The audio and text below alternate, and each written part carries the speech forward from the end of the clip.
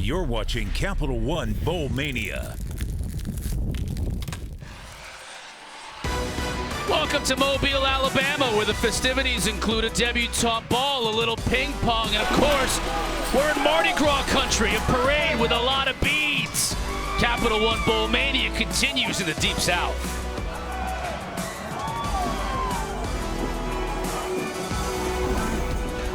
Welcome to the LendingTree Bowl as part of Capital One Bowl Mania here in Mobile, Alabama. Eastern Michigan from the MAC taking on Liberty, a Deep South independent.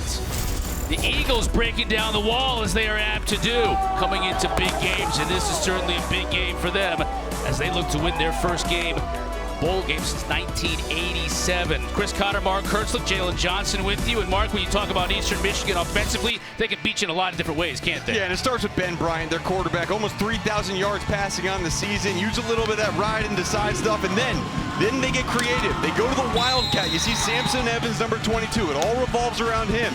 He can run it in. Then he can pitch it. You see Hassan Beydoun running it down in the end zone, and he will throw the football as well into the end zone, and then there he is right there. That's the man, Ben Bryant, man of the hour, and this is going to be a great game. Want to welcome in our ESPN audience as we are just about to kick here in the LendingTree Bowl in Mobile, Alabama. Liberty Flames won the toss. They will defer to the second half. And they will kick to the Eastern Michigan Eagles out of the MAC. Jason Stricker will kick off for the Flames. Hassan Beydoun will receive for the Eastern Michigan Eagles.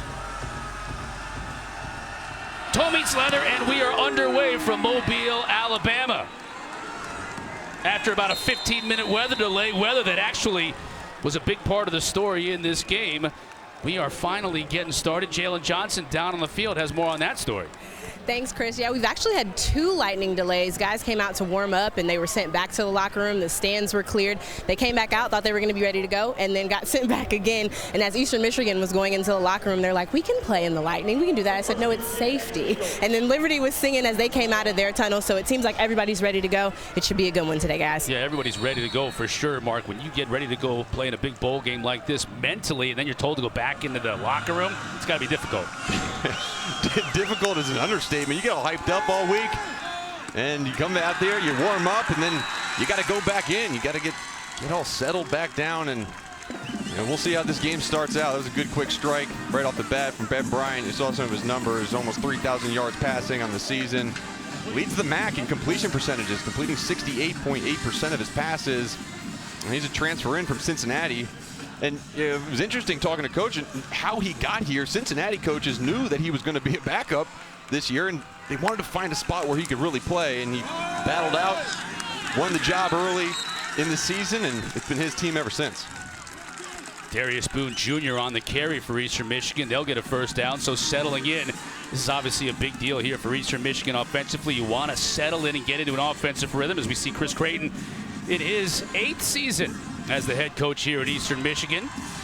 Spent his entire career coming up through the ranks of small schools, Wabash in Indiana, Drake in Iowa. And was never even an assistant at a Division I school before taking the head job in Ypsilanti. Bryant back to pass. Dumps it over the middle to his running back, and he's dumped. Javon Scruggs, they call him the General. Laid down some orders on that play. Yeah, he did. Scruggs, I mean, great break on the ball, and it's a great tackle. And quite honestly, it's a great play from Ben Bryant as well. Going to his check down when nothing was covered, pick up 5 yards, but those are the types of hits that Scruggs, that'll get this Liberty defense fired up. Pickup of about 5. Boone will run. Bounces it outside and gets by another tackle. He'll pick up the first down before being brought down by Darrell Johnson.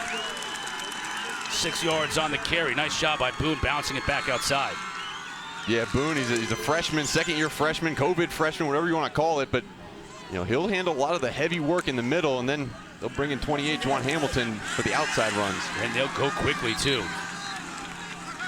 Eagles pick up another 4 yards on first down.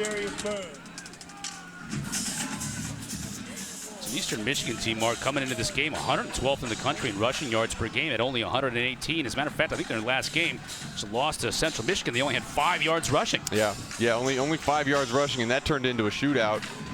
And now you get the other back. We mentioned him in the open, Samson Evans, really a do-everything guy in the backfield. Give to Evans. He's got big number 77 in front of him, leading the way, and he's going to get close to that first down marker. Johnson knocks him out, but he'll be about, looks like about maybe 2 yards shy. Brian Dooley, 305 pounds in front of him. Yeah, Samson Evans, 6 foot, 215. He's another power back, but you got to be aware when he's in the game as well. He was a triple option quarterback in high school. He's been known to run the Wildcat offense. He'll run the ball, he'll throw the ball. He's had 3 touchdown passes on the season.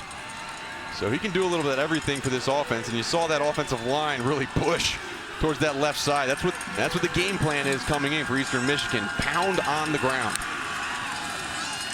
Third down for the Eagles. Big second and third effort still going as Evans inside the 35. That's second, third effort material. Teron Lowe from that cornerback spot came in to make the tackle, but 10 yards for Evans. Yeah, I mean, it's well blocked, but it's just broken tackles after broken tackles. And poor tackling is one thing, but it's also, you got to bring down a really, really hard runner. And this is a defense that been very good. It's the strength of this team. A lot of talk about Malik Willis on their offensive side, but Liberty's defense has been what has kept them in games and won games for them. So they're not used to giving up yards like this on the ground. Play action. Bryant will look to throw on first down. Over the middle. That was tight coverage. Couldn't hook up his receiver. Dylan Drummond was covered nicely by Teron Lowe. Yeah, Teron Lowe. Hugh Freeze said he's the best corner that we've had since I've been here. Transferred in from UTEP. And they really thought the bowl break, even though it was a short bowl break, was going to help him. He has played so many snaps and relied on him on man-to-man coverage so often that he felt a little bit more twitchy, a little bit faster since being able to have some rest last week. Bryant to throw quickly out in the flat. That's a nice pitch and catch to Drummond. Bryant put that ball right where it had to be, and Drummond made the catch, making this third down a lot easier to pick up.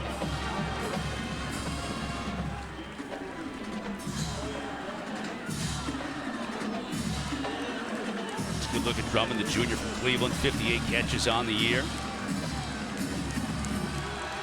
Chris Creighton also doubles as the offensive coordinator, calling the plays, dialing something up here on 3rd and 4.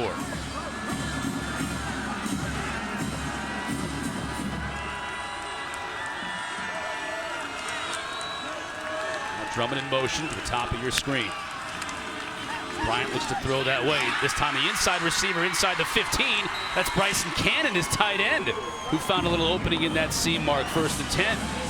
Yeah, Bryson Cannon only 18 catches on the year, but he has made a lot of catches in really big moments. And on this first drive, keeping this drive alive and not settling for field goal, is huge. Great job just understanding it was going to be cover 3, drop through right in behind the flat dropper. A good catch, conversion for the first down.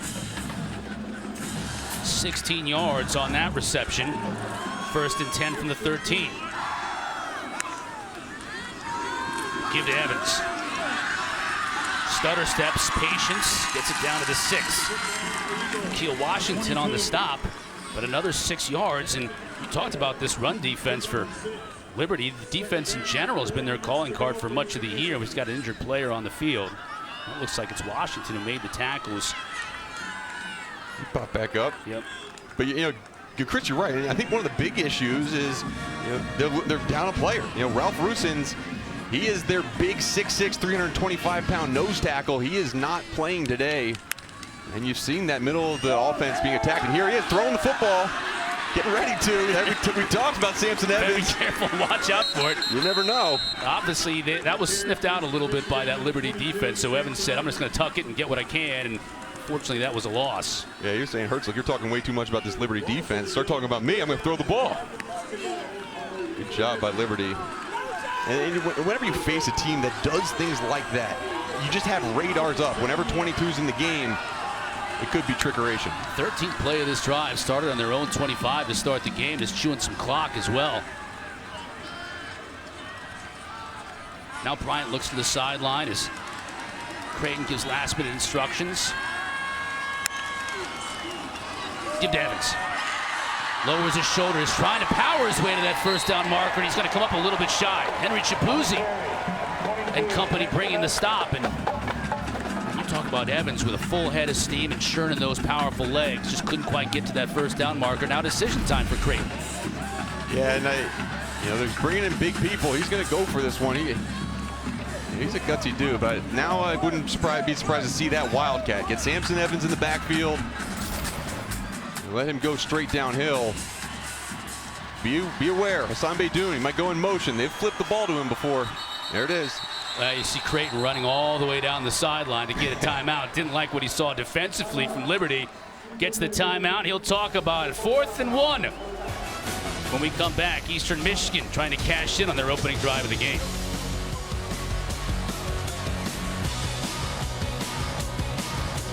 Debutants are here at Hancock Whitney Stadium in Mobile, Alabama. LendingTree Bowl. It's a beautiful stadium, brand new, just a couple of years old, on the campus of South Alabama. First drive of the game, Eastern Michigan trying to convert a 4th and 1 now inside the Liberty 5-yard line. Evans and Boone now both in the backfield, Mark. And Evans will take the direct snap. Yeah, Evans will take the direct snap, and we think. We'll see. 13 for 25 on the year on 4th down. This may force Creighton's hand here. We're going to get a false start on Gunnar Oaks. Tight end. False start. Offense, 82. 5-yard penalty. Remain 4th down. Trennis Livingston, our referee tonight. The Sun Belt crew. And Coach Creighton wanting a little more discipline out of his team. Now he'll try and kick the field goal with Chad Ryland. Yep, that's full step. Good call. 27 yards on the attempt. Chad Ryland is the all-time leading scorer in Eastern Michigan history. This should be nearly automatic. And it's good. And the Eagles take the early 3-0 lead after an impressive opening drive, mixing the run and the pass. Ryland's field goal gives them the early advantage here in Mobile.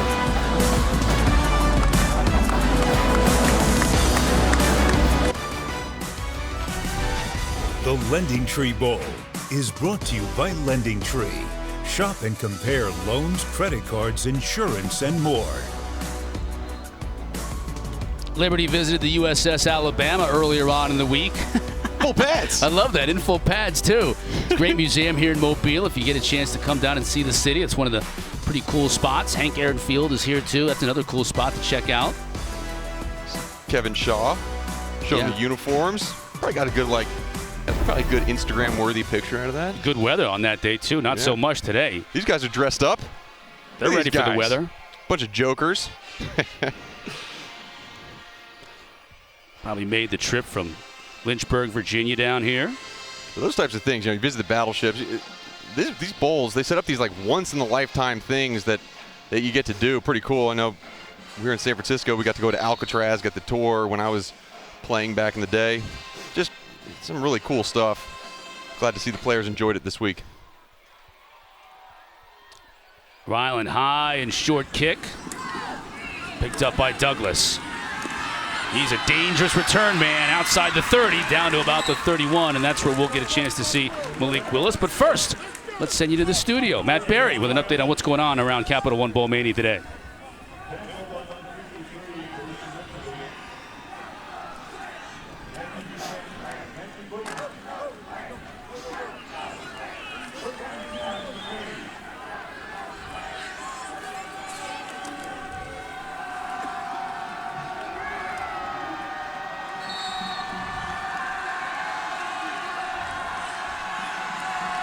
Get that. Thank you, Maddie. Galloway and Acho in studio. Big day today as we really get this thing cranking.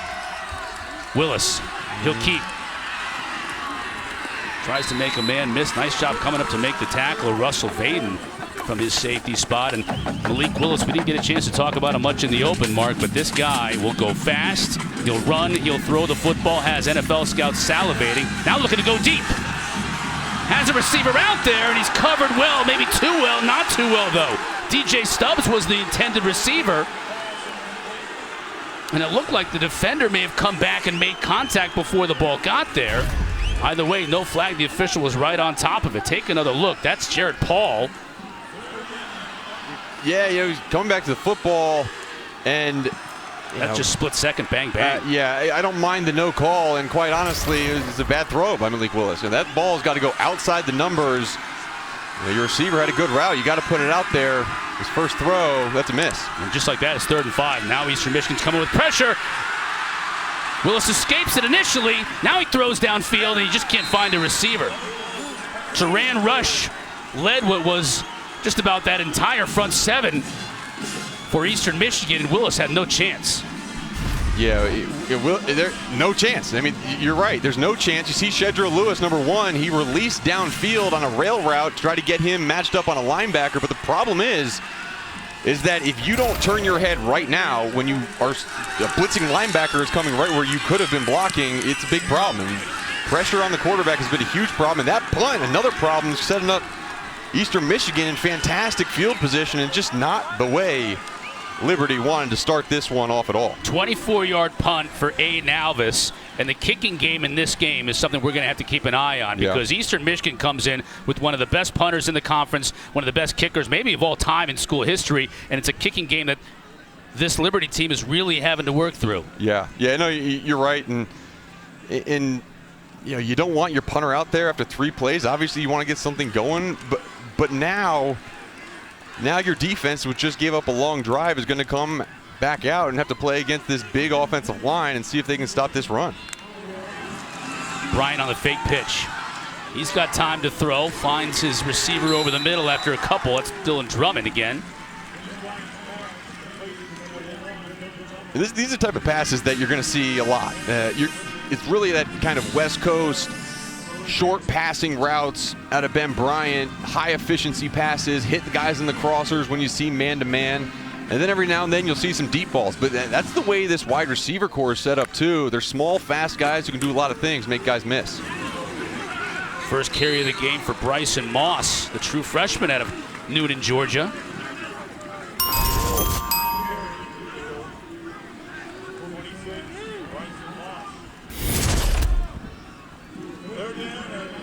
National semifinals coming your way on New Year's Eve. Yep. And brings up another 3rd down. They were good in the first drive on 3rd down. And really in the beginning of the season, first 10 weeks, they had a league best in the MAC, converting 48%. The last 2 weeks, they've only converted 15% of 3rd downs. And 2 for 3 on that opening drive. Yeah.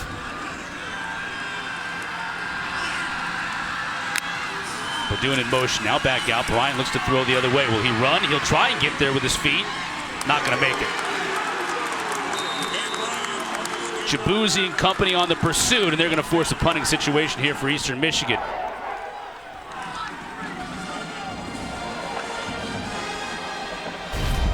Well, good job standing up strong, but you see the tight end at the top of your screen. He thought it was a run play, or at least a swing pass out. He went to block, and that's where Ben Bryant was looking. He did the smart thing and not try to throw to a receiver that wasn't looking at him and pulled the ball down. But good job by Liberty. Defensively, again, we talked about maybe a slow start with the delay, with the lightning coming out, and Eastern Michigan looked like they started pretty fast. Liberty slower. Let's hope this stop gets some momentum on their side. Jake Julian back to punt for Eastern Michigan. Play clock winding down inside 5. Get the snap okay. Flag down as Julian kicks a line drive punt. That'll bounce, and so Douglas will pick it up and try and return it. Won't get far though. He'll be brought down to the 10-yard line. Let's check the flag.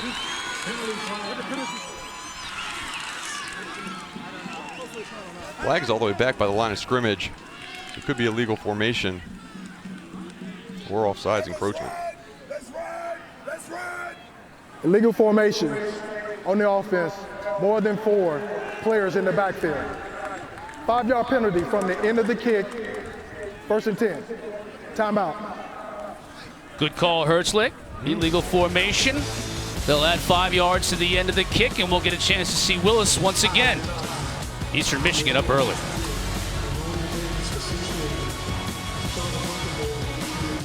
After a 3-and-out on their opening drive, Malik Willis and company now back out on the field. Willis Coming into this game ranked 20th in the country in total offense. He can beat you with his arm, he can beat you with his legs, and he, as I mentioned at the top, big-time prospect for the NFL. We thought he might even opt out of playing in this game, Mark, but he has decided to play. Shedro Lewis on the delayed handoff isn't going to go very far. Give him maybe a yard. Yeah, Malik, the last game versus Army didn't feel like he had a good showing. He wanted to finish his career at Liberty with a win, and it was interesting. For us, he's such a mild-mannered guy. His frustration showed at the end of the Army game. Got a little scuffle, but you see the rankings right here. Todd McShay has been his number 3 quarterback. Mel Kiper Jr. has his number 4 quarterback. So this is his last collegiate football game in a Liberty uniform. You want to get the ball in that man's hands right there. Demario Douglas, really a return guy, but that's his 50th catch of the year. But he's a guy, when you get the ball in his hands in open space, he has 2 return touchdowns in his career. He can take it to the house. Now Willis can too, running it. Oh, nice block. Push the blocker in front of him. Got about 6. Shedro Lewis, number 1. He's starting in the place of Joshua Mack, who opted out of this game. But Shedro Lewis just laid a heck of a block. We'll see if we can get that replay when they slow down a little bit. They're going fast. Yeah, Lewis wants to do it now with his legs. Makes a man in the secondary miss, gets out of bounds near midfield. They'll move the chains. Did he get some help from Willis on this block? I mean, a little bit. But watch him pick up speed. Watch number 1. Boom! He just went to town on the linebacker there. That was a big block. He's a smaller guy. He's the smallest back in the room, 5'8", 170. Doesn't matter to him. Official timeout here as we have an injured player for Eastern Michigan.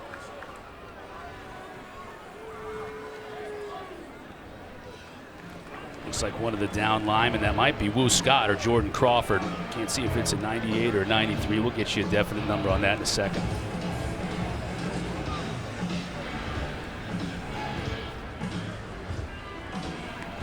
All right, coming up next, we'll cap off our bowl quadruple header with 23rd ranked the Raging Cajuns and the Thundering Herd. R&L Carriers New Orleans Bowl. That's always a fun one. They'll kick at about 9:15 here on ESPN, and as always, you can watch it on the ESPN app anywhere you are. That Louisiana team is good. I had them earlier in the year against App State. We saw them play against Texas and against some other really good teams in terms of their non-conference, and they can beat anybody. They beat App State twice to win that conference. Yeah, and Louisiana playing in New Orleans. You think that's going to be a little ruckus in that stadium? Fans out there. Yeah, that's going to be a incredible crowd. That was Jordan Crawford. He walked off under his own power, as you saw. Coach Creighton's having a word with the officials. There's Coach Freeze. There he is. Coach Freeze just signed a contract extension. See, there his 3rd season as Flames coach, and we talked to him about that extension, and he's like, look, I feel like this is home. I have no desire to go out there and look for another job right now. I'm very happy with where I am. He said, who knows, something might fall in my lap, but I'm not going out and looking. Willis to throw on 1st down. Going deep. Has a receiver out there. It's caught. That's DJ Stubbs, and he'll score. 54 yards, and that deep ball is a thing of beauty. It's so good. I mean, that ball was 55 yards in the air on a dime to his wide receiver who was running full speed in stride. And you see the route. It's just a skinny post. And you talk about throwing wide receivers open. And sometimes that gets lost on people. But that was throwing your wide receiver open. You guide him in with the ball flight in the air. And that was a perfect throw by Malik Willis and a great catch for a touchdown by DJ Stubbs. Freshman Braden Beck converts the PAT. And Liberty on a bob from Malik Willis, showing that deep touch. Finds DJ Stubbs for the score, and the Flames go up 7-3. Fans, join us virtually for the College Football Playoff All Access Experience, featuring exclusive content, games, and daily prize drops. Register today at ESPN.com/CFP All Access. it's such a good throw, like such a good throw from Malik Willis. And this is what, it's what the NFL scouts just salivate over. He puts touch and makes a catchable deep ball. And, Chris, as we watch through this game, I'm going to continue to watch the choice of throw he decides to use. That's something that he has worked on and he's gotten much better at, that in-between throw. Not necessarily the lob pass, the deep ball, or the quick dart pass underneath. Kind of that touch pass that's in between both of those. They've gotten so much better this year. And, man, a little bit of a slow start in the first drive, 3 and out, but they made up for it right there. There you see it, 5 plays, 85 yards. That one just took a minute and 32 off the clock. Stricker will kick off for the Flames.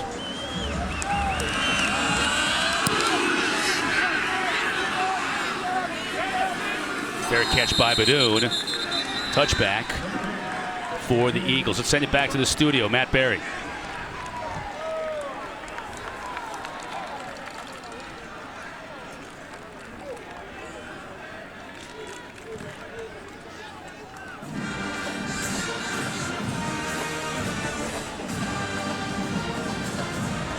All right, thank you, Matt. Got a good one going on over there on ABC. Got a good one here early on ESPN.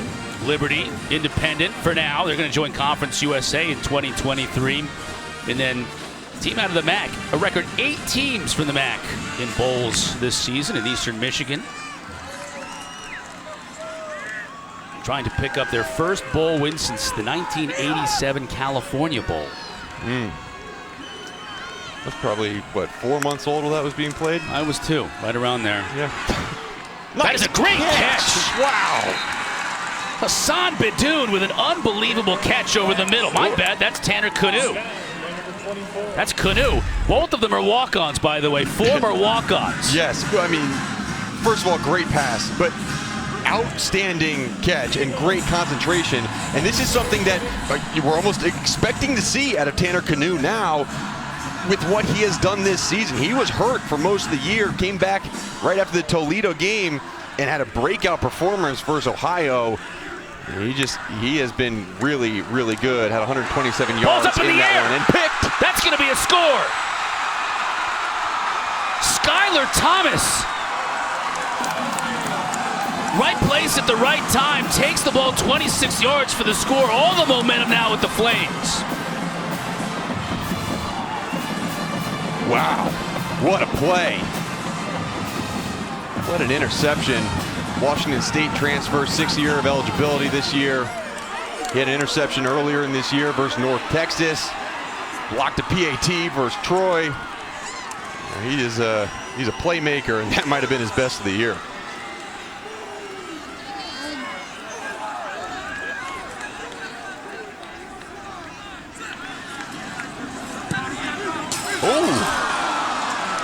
Ben clangs that one off the upright. So the lead remains 10. Let's take another look at this amazing play by Thomas. You see Thomas, just a great job. Kind of played right in between the quarterback and running back. If that was a handoff or a pull, he probably wouldn't have tackled anybody, but he did a great job of getting his hands up. With the left, too. In slow motion, it looks like, oh yeah, obviously he put his hand up. That is so hard to do, coming full speed on a blitz, and then being able to pick that ball off. That is very nice. And the rain's starting to come down, Chris. It wasn't raining at the beginning of the game, some lightning, but now the ball's gonna get a little bit slick. Yeah, we're expecting rain throughout the night, intermittently. Just hope the lightning can stay away, as we've had storms really over the last couple of days here in Mobile. I went out to my car this morning and there were buckets of water being dumped down, and I waited in the hotel lobby for about 10 minutes and passed. But and that's the way it's been. Yeah. 10 minutes deluge, and then it'll stop, which I'm sure is no comfort to Jalen Johnson down on the sideline right now. She came prepared, though. She knew she was going to have to endure those 10 minutes. Yeah. About 20 times throughout the course of the night. So it feels like we were just here, and we were. Stricker kicking off again. And Badoon again will call for the fair catch at the 10. Jalen, how you doing down there in the weather? Oh, that I always come prepared. So I got on my nice UGG rain boots, you know. I got 2 rain jackets. And the puff is making a debut today. I don't know if you guys saw it. You guys saw it earlier. So the hair is ready. So I'm doing great. All right. Very good. I hope UGG's paying you for that spot. Yep. Well, if not, maybe you plug them. You never know what's going to happen. Get your own NIL deal here before the game is over. So after that amazing set of events there that ended up being a score for Liberty, Ben Bryant back on the field. A moment ago they were up 3-0. Now they're trailing by 10. Yeah, Liberty showing pressure to the bottom of the screen. They doing in the slot. Bryant to throw. Once again hits Drummond. He's hit hard. Picks up about 7.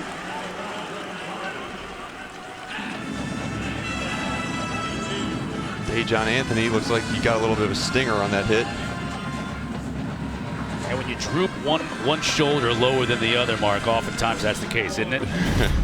I've had way too many of these bad boys, but see, I mean, good tackle, form tackle, just whoop. Yep, that hurts a little bit. Dead arm for a little bit. Yeah. 2nd down and 3. Final 2 minutes of this first quarter.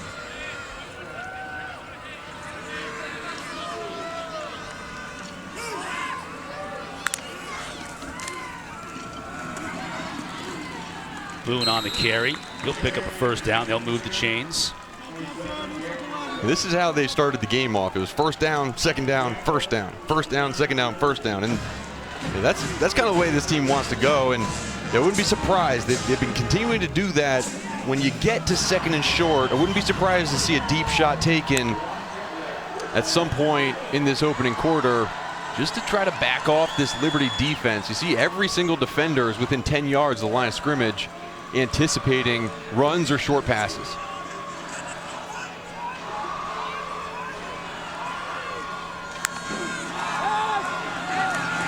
Blitz picked up. Badoon on the catch near midfield.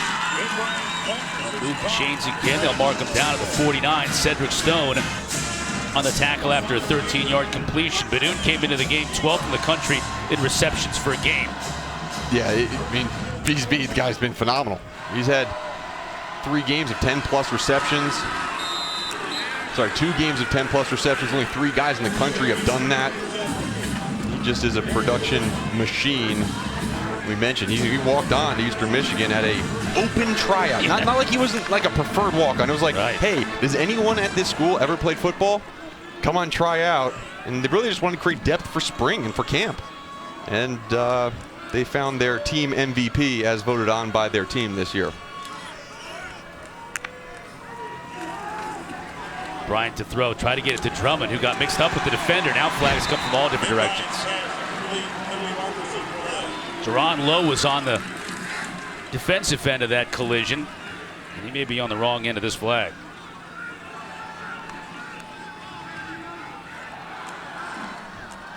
Pass interference, defense, 29. This is a spot foul and an automatic 1st down. Freeze doesn't like it. They'll move the chains.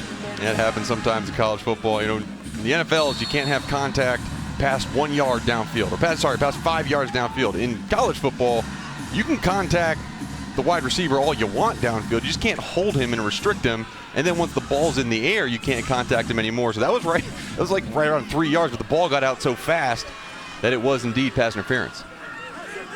Now Evans out of the backfield. Bryant. He looked to throw. Badoon, nice catch, man. He got rocked as soon as he brought it in by Cedric Stone. What a job hanging on to the ball.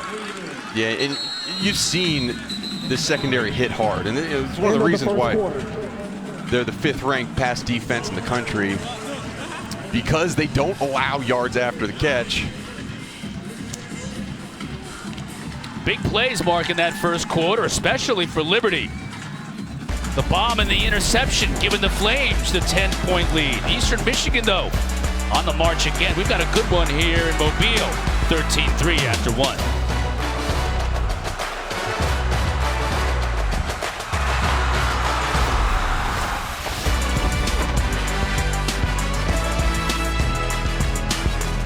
second quarter here in Mobile. Evans looking to throw. Now he'll just carry it himself and get the first down before being banged out of bounds. Juwan Treadwell, it's pretty good when your quarterback, or at least the one looking to throw, is 6 feet, 100 or 218 pounds, getting on the edge like that. Just get ready. This is a no, all right? But I'm going to just show you the football. I'm throwing it. Yeah. No, I'm not. It slows defenders down sometimes. There are times like, oh, maybe he's going to throw it. Sorry, he's 5 yards past the line of scrimmage. Ryan threw it that time, hit Drummond, but minimal gain on first down. That's something we'll see a lot tonight. 22 Evans, big running back. He'll throw the ball, attempt to throw the ball, fake like he's going to throw the ball. He's already been involved a lot this game, you know. Seen Juwan Hamilton get some work in the last few games. Only had 1 carry last week, and now it looks like it's been Boone and Samson Evans. Flag on the play. We'll see how the officials see it. Defense, causing the offense to move. 5-yard penalty, second down. See this penalty now. Looked like Steven Sings here jumped. Yep, good job. If you threaten the player directly in front of you, that player can move and cause an encroachment call.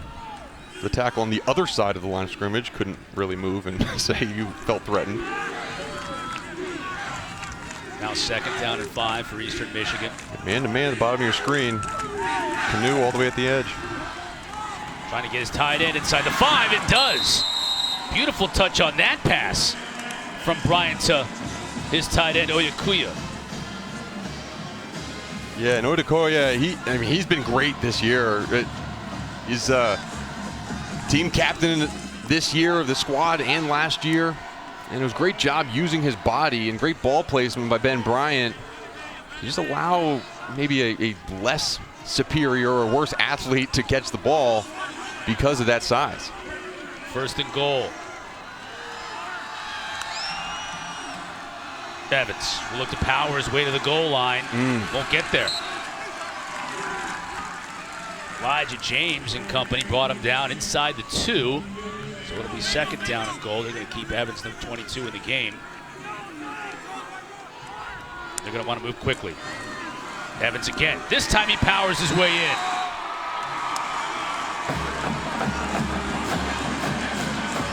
His 13th rushing touchdown of the year, Mark. Yeah, he's a power back. You see him just run downhill and wrap the ball up with 2 hands and lower your head, lower the shoulder, and if there's not guys around his legs, it's going to be very hard to stop him for 1 or 0 yards. And good job getting in the end zone. Ryland for the PAT.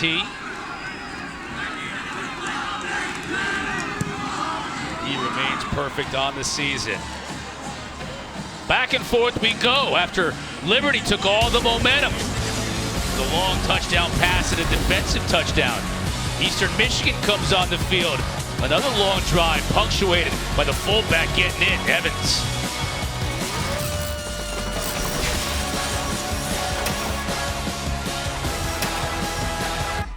So look at Samson Evans scoring that touchdown for Eastern Michigan. You can see what he does. Running the football, passing the football. He catches it out of the backfield. 12 of those 13 are on 4 yards or less runs. I mean, like, you know.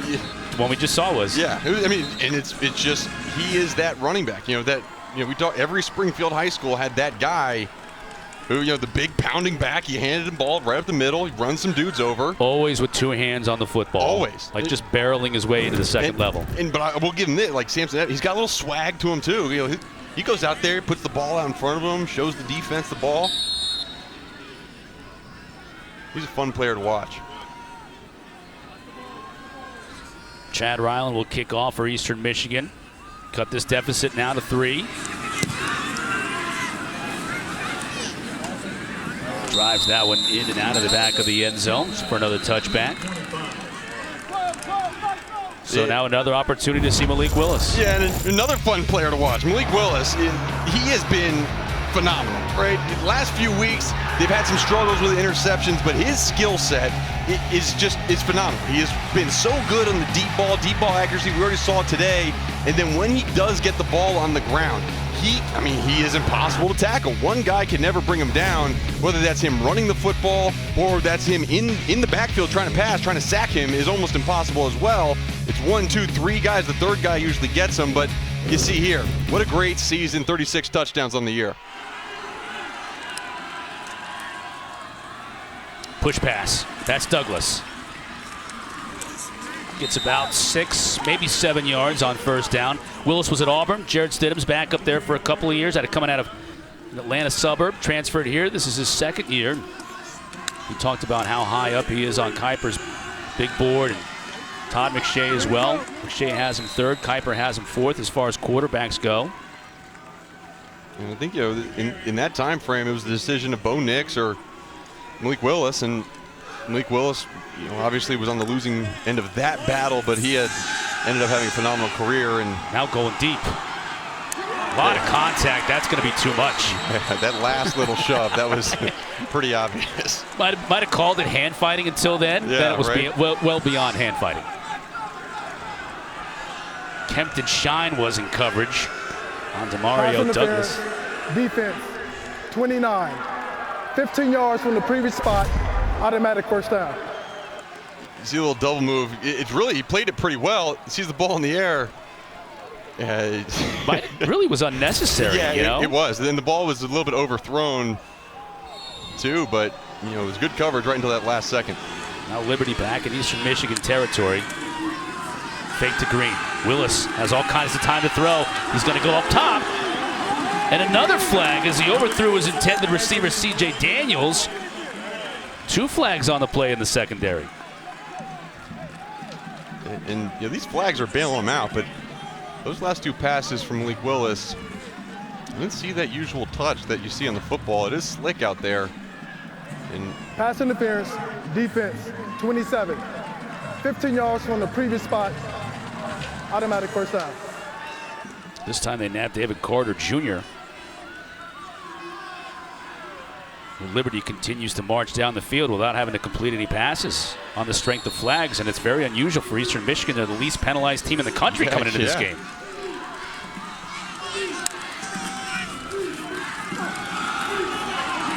That's a big run. Inside the 5, Green will score. 34 yards, and the Liberty Flames continue to burn this Eagle defense with big plays. It's been big plays from this Liberty team, and that play was because of one man, Trevor Hobbs, the tight end, on a phenomenal pull and block down to spring that one free. And man, whether it's on the ground or through the air, this has been a big play team so far, and Liberty helped them out obviously with some penalties. Or, excuse me, Eastern Michigan with some penalties. Flag on the trial, check it. Illegal substitution, defense, 12 men on the field. Half the distance to the goal, re-kick. That kick was missed. So this is another opportunity to tack on an extra point. That's 2 extra points that have been missed so far by Liberty. And this is Nick Brown, who was going to be replaced. Nick Brown came in to kick the PAT, missed it. They'll get another opportunity, and now Jason Stricker, who's been their kickoff specialist, will come in to give it a shot. We mentioned this has been a problem for Liberty throughout the year, and it continues to be.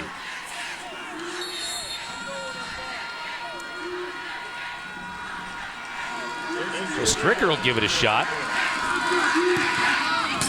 And he clangs it off the upright.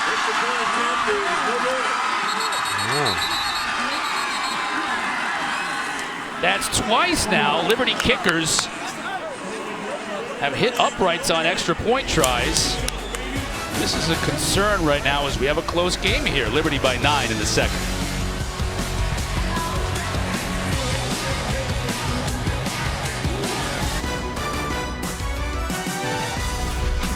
The LendingTree Bowl is brought to you by LendingTree. Shop and compare loans, credit cards, insurance, and more. Several Eastern Michigan players have plied their wares in the NFL. Charlie Batch, certainly that's one we all remember with the Detroit Lions and Pittsburgh Steelers. Max Crosby, the latest in the line. And I'm sure Coach Creighton is hoping that some of his players on this team can one day make their way to the NFL.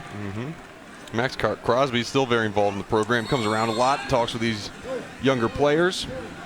Proud of his institution. Yeah, Coach said that a lot of players from that 1987 team, the last team to win a bowl game, the California Bowl, and they won the MAC championship that year, they're still involved in the program. Yeah, they are. I mean, there's a lot of pride behind this Eastern Michigan team, and he said that 1987 team, they bring around their MAC championship rings, their bowl rings. They're trying to get one of those bowl rings tonight.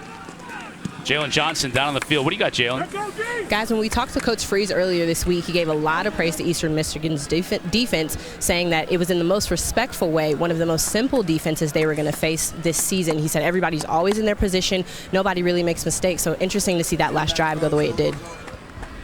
Yeah, big plays. And, you know, this Liberty team is forging this 9-point lead in this game, and yet time of possession, number of plays, slanted heavily toward Eastern Michigan. Yeah, and they have been bend but don't break defense, but they have broken a few times already. Fake to Moss. Bryant to throw. That's Bedone. Nice move to stay in bounds and get the first down. Give him about 14 before Teron Lowe was finally there to bring him down.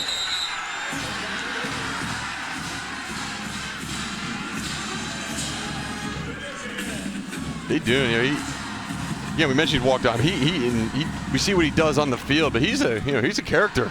He's got a little YouTube page he was doing last year called Haas and Fred with Freddie McGee, another former walk-on in the secondary for Eastern Michigan, and took us through a life of an Eastern Michigan player. We're working a 5 a.m. trek through the snow to work out. Crazy. Trying to hit him deep. There's hand fighting all the way down the field. That won't draw a flag. Yeah, and I like that no flag. I mean, that's, again, when you're hand fighting a little bit, that's fine, right? Both players are looking at the football.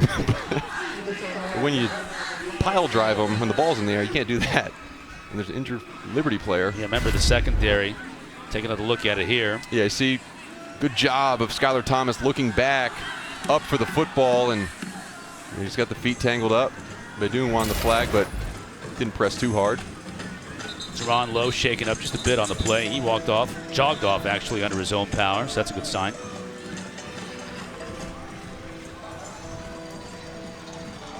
Coach Freeze having a word with side judge on the day, who, by the way, is Chip Shields, officiating his final game tonight. 30 years in the business. Congratulations. Congratulations, Chip.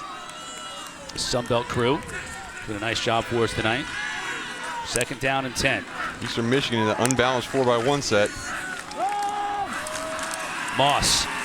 Nice play, knifing in defensively. Drop Moss for a loss. That's Jalen Jimerson. 2 yards on the loss. Yeah, great tackle. Going low and just finding his way. You see number 10, that's Trayshawn Clark, defensive lineman, taking on 2 blockers, allowing Jimerson to come and slice in there, make that tackle. Now it's 3rd down and long. Evans back in the game, flanking Bryant. Cannon in motion. Now Bryant rolls the pocket. Has a receiver open. That's going to be shy of the first down. Canoe made the catch, but he's going to be dropped well short of the mark to gain. It's going to be a 4th down and 4. Yeah, good tackle by Scruggs. And I thought Ben Bryant, he had his wide receiver Canoe a little bit earlier in the route and could have hit him. You see right now, right, he's open. If you hit him there, it's just too far for Scruggs to get to. A little bit of a delay on Ben Bryant's part, and good stop by Liberty defensively, forcing Eastern Michigan to punt. Julian to kick. One of the top punters really of all time in Eastern Michigan history. And this team, 19th in the country in net punting. He himself averages almost 46 yards a kick. Another low kick, though. That's been his forte tonight, and it's going to work for him. That's a dangerous return, and the ball's on the carpet. Stubbs was returning the kick, and he opted to give it a shot, being surrounded by Eastern Michigan Eagles, and it looks like he may have fallen on it after a 42-yard kick. Well, wait till they umpile it and get the official ruling, and we do, and it is Liberty football. Man, that's dangerous. It's you know, that ball bounces around like that, and that's what Jake Julian, that's what that kick is intended to do. You see, he's saying that's a Peter call, right? Peter just means get out of the way. I don't know why it means that, but that's what it means, get out of the way. He didn't heed his own advice. He didn't, and sometimes when you got a guy who might take some risks, you'll put another return man back there like you do on kickoffs just to say, all right, don't touch it, stay away. So, you know, fortunate to be able to fall on top of that one. That got hairy.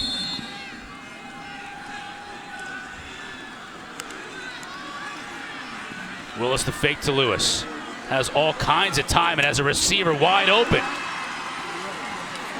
I don't know how Kevin Shaw got that wide open. It's like that Eagle defense forgot he was even there. Yeah, Demario Douglas was on a corner route behind him, and it was a little bit of a hitch by Malik Willis, pointing his shoulders downfield. That got the corner to drop a little bit, and he found the check down for a first down. We do have a flag on the play, though, and this came in the secondary away from where the play ended up.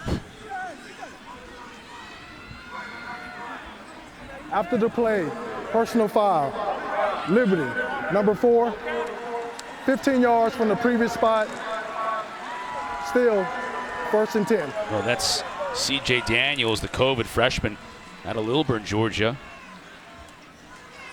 Yeah, and they said it was after the play, so it was 15 yards from the reception spot, which resulted in a first down. So we're almost where we started. Yep. Pretty close. Please reset the game clock to 9:54. Thank you. A lot of time back on the clock. Yeah, a lot of time back on the clock. Good for us, more football. Yep. Great attitude, Chris. Willis stepping up in the pocket. He's being chased. And finally run out of bounds at the 15. Durant Rush showing his speed. Yeah. I mean, he was moving down there. Malik Willis is pretty much always the fastest player on the field when he's out there. That was a good pursuit. Second down and 10. Now Willis will look to the sideline. And Eastern Michigan showing that too high safety look. Good signal run. Fake to Shedrow.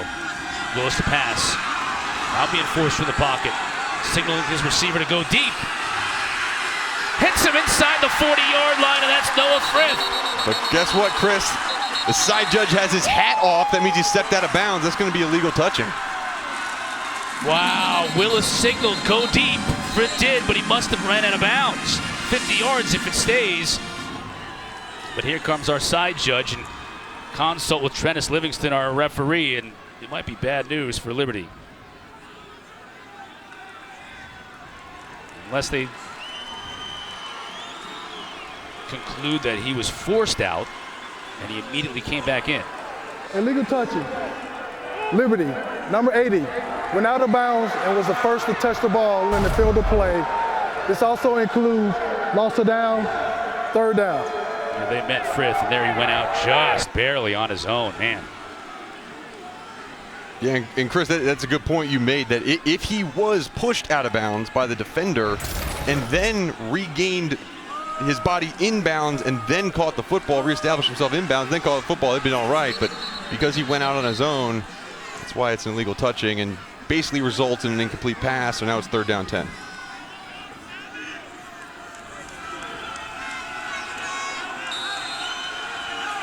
Bizarre start to this drive for Liberty. A couple of penalties have wiped out a couple of nice gains in the passing game. Now we may have a free play for Willis. He's going to try and go deep. As a receiver out there inside of Eastern Michigan territory. And this time, C.J. Daniels makes the catch. And the flag will probably go the way of Liberty, so they won't have to worry about it. 39 yards. That was a great throw, but that was an even better catch by C.J. Daniels. Defense number 55 in the neutral zone at the snap. That penalty is declined. Results of the play is a first down. Another big play, Mark. Yeah, and it was just it was a great catch. A great catch. He just went up over top of the defender and hauled that one in. You saw a 55 jump on the outside. Great play. Another big play. Willis looking to throw. Pressure up the middle. Gets it to his running back, Shedro Lewis. Sidesteps one tackler. Picks up maybe 3 before Mikey Haney brings him down. Saw the quickness of Lewis on that play. Little jump cut, stop, and you see Malik Willis. That kind of a design pass to the running back, but I thought he's been pretty good so far, but hitting some checkdowns, not forcing the balls deep. He's turned the ball over some interceptions in the last few games. He's been good so far. Lewis lowers his shoulder. He and Terry Myrick collided. And Lewis may have gotten the better of that one. Picks up 3 yards.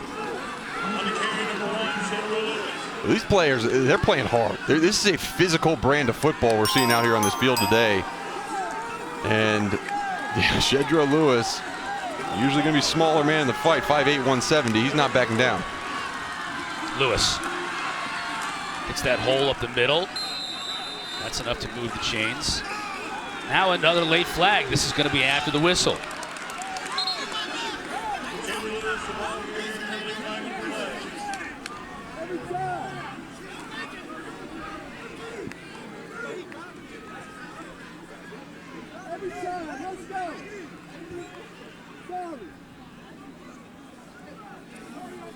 Flag seems to be thrown after the play. I don't know. Someone was talking in the middle of the pile or what was going on. Unsportsmanlike conduct on Eastern Michigan, number 97. This is the first UNS of the game. Unsportsmanlike on Liberty, number 1. This is his first unsportsmanlike conduct of the game. The penalties offset. Third down. Haney, the guilty party for Eastern Michigan. And it looked like Shedro Lewis. That was a first down on the play, 1st and 10. So they'll offset, 1st and 10. Just another case of just hustling in the pile. Looks like there's a couple of instances, even on these last few plays, Mark, of how's your father throwing in there. And Well, this is not just like any bowl game for these guys. I mean, this is an important game for both teams, and that's been made very clear by the coaches. They're here to win, here to fight, and they've been doing that. Willis up top. That's Firth again. This time overthrows him. Firth had his man beat, too. He did have his man beat, and Noah Frith, one of the bigger wide receivers on this team, 6'4", 200 pounds. Been a little inconsistent this year. Broke his thumb earlier in the season, and it hasn't been until really last week where he was able to produce at a higher rate. And that one he had beat, and Malik Willis just unable to put it on target. Give to Green. Tries to work his way to the inside of that Eastern Michigan defense. Picks up maybe 3. Liberty's without C.J. Yarborough, too, one of their top receivers from last year. He's been injured really all year long, and then just cleared to come back to play yesterday. But obviously with no practice time, wouldn't be ready and able to play in this bowl game. Yeah, you're right. And they got a lot of help. Kevin Shaw, he's been fantastic for them, 5th-year senior. He's been a little bit of a do-everything guy. Line him up in the slot, put him out wide. He's made some big catches in place of C.J. Yarrow. Might have to make one here, 3rd down and 7. Willis has time, has a receiver, just overshoots him.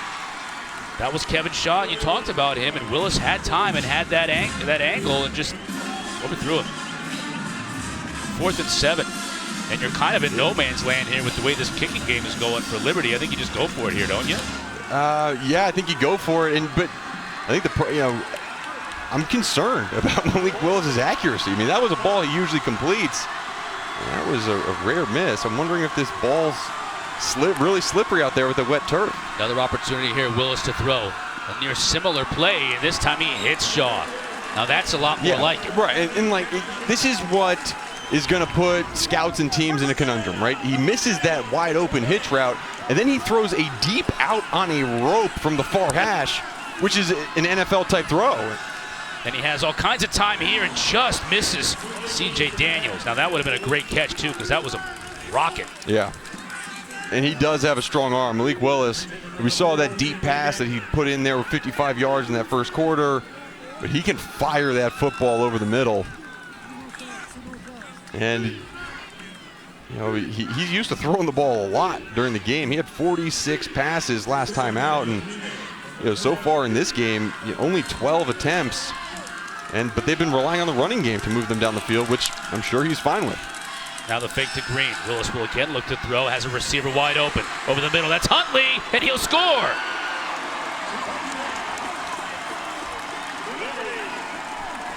"20 yards from Willis to his tight end, Johnny Huntley, the transfer from Colorado, his second touchdown of the year.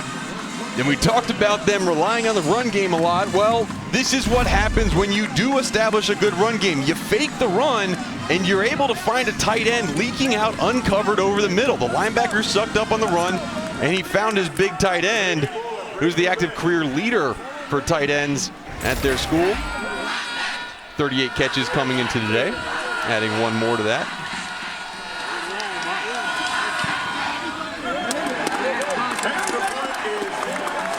And the try is good for the Flames. Willis has hit 6 different receivers on the night. This time it's Huntley. Flames on top.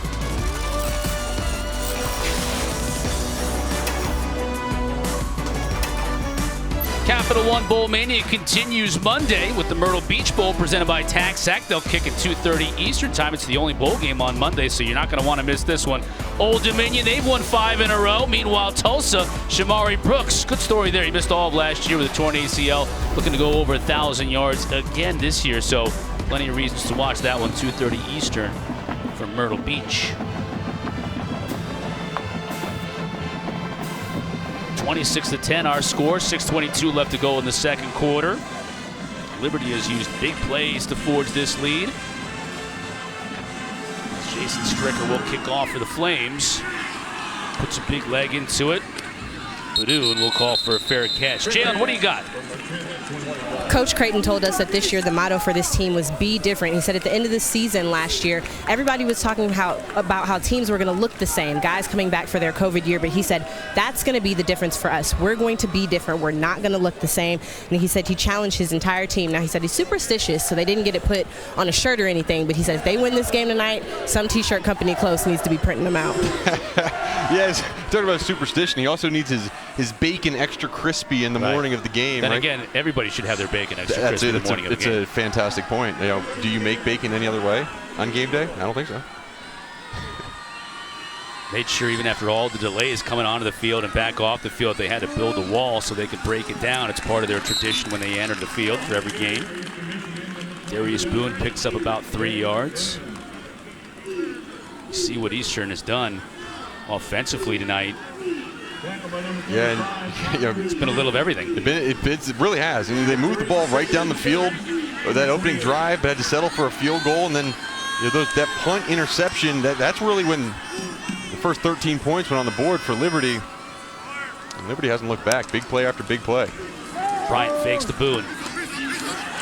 Boone makes the catch, but he's wrapped up immediately.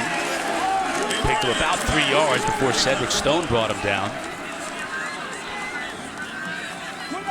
It's a really good tackling secondary for this Liberty Flame defense. I mean, there's been no yards after the catch for anyone, and Badoon is probably the shiftiest of all these wide receivers. Big third down here, Mark. It is. I mean, you feel like Eastern has played toe-to-toe with Liberty, but Liberty's got a 16-point lead right now with 5 minutes left to go in this first half, and Eastern doesn't want to give the ball back to Malik Willis. No, they don't, and they got the big running back in the backfield again, Samson Evans. Let's see if he goes right downhill. Give to Evans. Right in the middle of that defense. That's just individual effort right there to get the first down. Yeah, yep. It's almost, they line it up. They put 22 in the backfield. They get everybody tight in there. Liberty knows they're running straight down the hill. We know they're running straight downhill, and Samson Evans gets it done. And now they want to move quickly. Not the completed pass to Canoe, but he's wrapped up right away on the pursuit. Yeah, that was a Mott Walker, true freshman, Yeah, talking to their coaches, he said, he's just a stinking winner. Right. Coach Aldridge said, he's just a stinking winner. Defensive line coach Josh Aldridge said he's a stinking winner. He's been tackling people since he was 2. Yeah, well, the practice has paid off. He is a good dad. They think he's going to be really good. He's young. He makes a few mistakes, but yeah, I went and studied his film, really of him and Story Jackson. Both these guys can fly. I mean, they track down guys from inside out all the time. That was a perfect example in that last play. Bryant to throw. Nice throw. Canoe. First down and into Liberty territory. Bryant's pass completed. Dejon Anthony on the coverage, 20 yards. Can you believe the production that this Eastern Michigan team's gotten out of their walk-ons? Yeah. I mean, Tanner Canoe, Hassan Beydoun, I mean, just... He's shaken up a little bit on that play. You can see Canoe on his backside. Canoe was granted a scholarship last year. It was a recruited walk-on.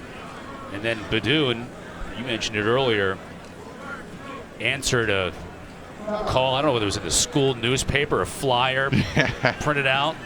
We'll tell that story when we come back. 26-10 our score. Liberty on top here in the second.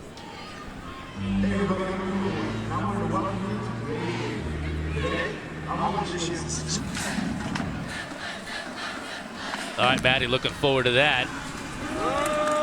Here's Eastern Michigan on another one of these longer drives that they've put together in this first half. Boone with about 8 yards. How about primetime in Jackson State in the house that Dion built? This is my house. I built this. I like the way Barr did that with they're not ready for prime time. In Atlanta.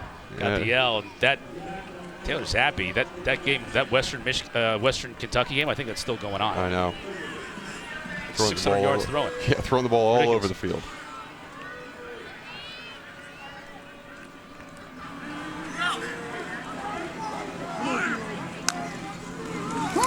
Bryant to throw. Nice ball. Oh, just receiver dropped it. Good throw. I thought he was going out in the flat to Beydoun. Just at the last second, he chucked it to Dylan Summers. Dropped it. Good ball. Looks like it's a little bit low, but that was a good pass because there's a defender right in front if you had let him at all. But one of the few times that Liberty's brought pressure so far in this game, and now they're showing pressure again. Single high safety. And you see them checking at the line of scrimmage. Ben Bryant, he has the reins to make checks at the line of scrimmage. Eagles 3 for 6 on third down in this game. Bryant now tucks it to run. Close to the first down. Now we get a flag. You can hear the Liberty bench screaming for a hold call. The flag eventually came out, and the way they're throwing it, it's looking like they're going to mark the hold right there at the 39. Holding. Offense 76. That's 10 Richard yards Bates. from the previous spot. Replay third down. I didn't see much on that. Richard Bates is the right guard. He's nodding along like, yep, I did it. Looked like he got Kennedy Charles maybe a little bit up on the shoulder pads. See the pads moving a bit. Yeah, that brings up 3rd and 13. Again, single high safety. You got that mug look with the 2 linebackers walked up in the A gaps. Now Story Jackson walks back out.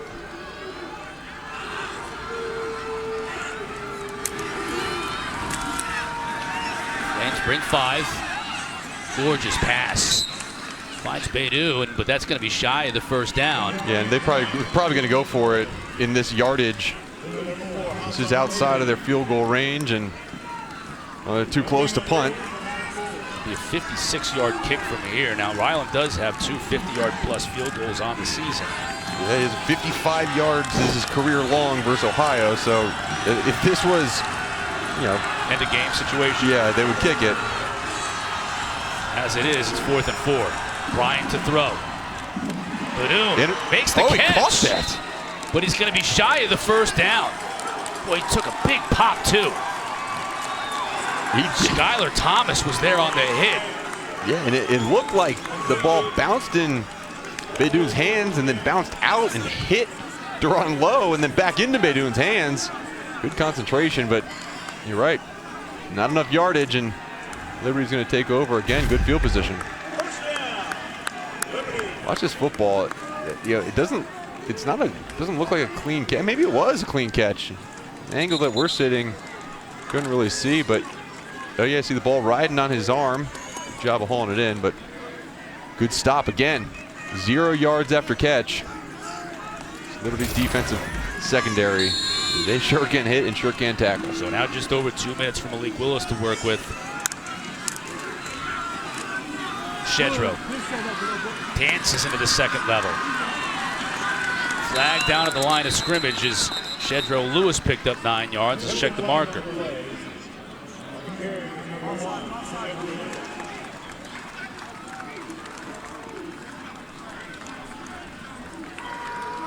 Offsides, defense, 97. That penalty is declined.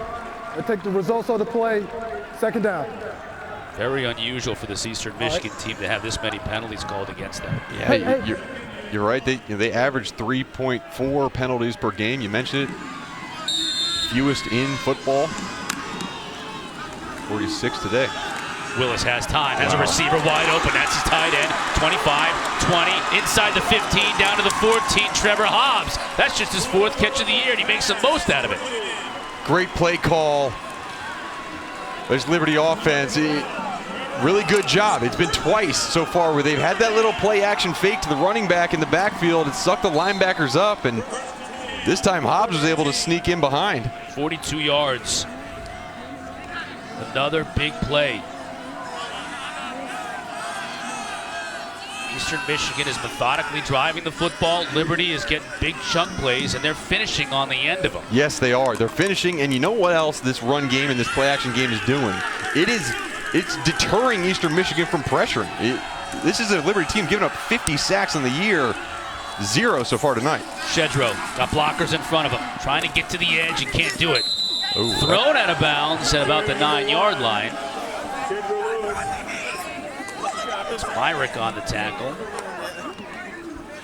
He and Shedrow Lewis have met before in the hole. This time Myrick said, exact a little revenge here, tossing you out of bounds.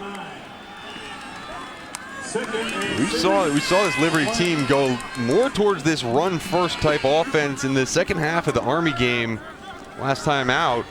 And it was really helped them kind of, they didn't claw back into that game. It was out of hand at the time, but they put some more points on the board. And they continued with that to start this first half of this game, taking a lot of load off Malik Willis's hands. Shedrow, nowhere to go. That time met at the line of scrimmage and driven back. Grant Truman and company were there. Yeah, well, now 3rd down, that's going to be number 7 time. That now is when Malik Willis is going to be able to make some decisions.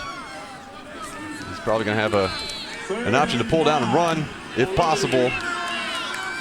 Under a minute to play in this first half. Liberty still has all 3 timeouts. And be alert, bottom of your screen. It's number 4, C.J. Daniel. He's a threat down here. Shedrow in motion. Willis will throw it to him. He'll need to make it on his own. Got a flag on the outside, and Lewis will be dropped at the 4. That'll be about a yard shy of the first down. Let's check the laundry. Turan Rush is arguing with the officials in the backfield. 2 guys are on that flag. It was Turan Rush and Malik Willis.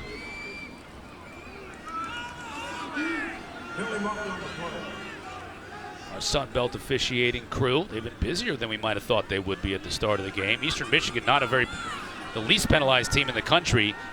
Liberty, on the other hand, 114th in the country in penalty yards.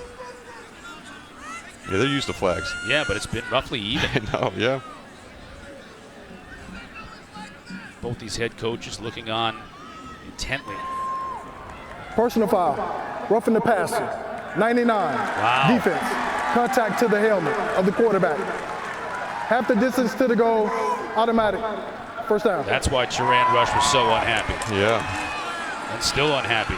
And Eastern Michigan had stopped that reception short of that line to gain, so it would have brought a 4th down. Now, we got a free first down.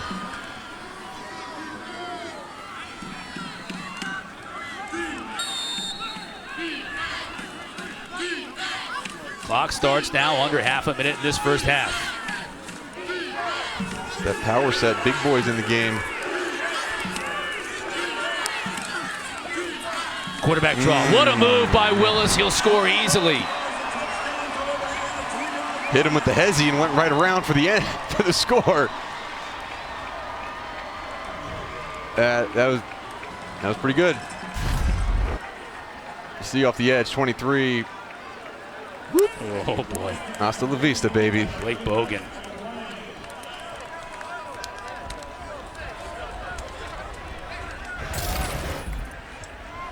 How about this scoring outing for Liberty so far? They haven't scored more than 16 points in November. You know, already they got 33 points in this game. Beck back to kick the point after try, and he's true. Liberty extends their lead. Tuesday we keep on bowling. We have 2 more games on ESPN. Dustin Crum leads the Kent State Flashes against Wyoming in the famous Idaho Potato Bowl on the blue turf. If you win that game, you don't get doused with Gatorade. You get a bunch of French fries. Remember that? Yeah. It's at Albertson Stadium at 3:30 Eastern Time. And then 12-1. Texas San Antonio, the Roadrunners take on San Diego State at the Tropical Smoothie Cafe Fresco Bowl, 7:30. Yeah, and every kid knows why French fries are poured on there in the Potato Bowl, because they're sure to remind their parents that, Mom, French fries are made out of potatoes. They're good for you. Good for you. They're good for you. I like French fries. What do you like French fries? What do you like, crispy or? I don't really like French soft? fries. Because if I'm getting a burger, I get 2 burgers because I don't want to waste stomach space on potatoes. I'd rather just have more meat. Now, would you do a double patty or 2 burgers, or would like you? If I go to some place and, Right. and 1 burger is a double patty, I get 2, so 4 patties, no fries. You can keep it. What's the maximum amount of meat do you put in a burger? Like, are you like a pounder? Like, are you just? Oh, I could do a pound. You have to eat it with a knife and fork. Yeah. Low kick. An opportunity here for Badun. Gets out of bounds at the 35. Big plays by Liberty tonight, really the key to this game for the Flames. Yeah, it all started on that one big pass downfield. Absolutely perfect accuracy to DJ Stubbs and then the interception. I mean, it's number 5 and number 5 on defense. Thomas ran that one back. And then the running game. It's been really good so far tonight between TJ Green and Shedro Lewis. And then this last one right here to number 12, Trevor Hobbs. This has been a Flames offense that has been firing on all cylinders, and this offensive line has been criticized over the past month. Their coach, Sam Gregg, the O-line coach, has stood up for them, and they have played well tonight, not allowing anyone to get pressure on Malik Willis. Sampson's going to run the football here on the final play of this first half, and you talk about Willis. 7 of Willis's 9 completions have gone for at least 10 yards. Big plays. Hugh Freeze has done really well as a head coach when leading at the half. Speaking of which, halftime coming up. Matt Berry, Sam Acho, Joey Galloway with the halftime show.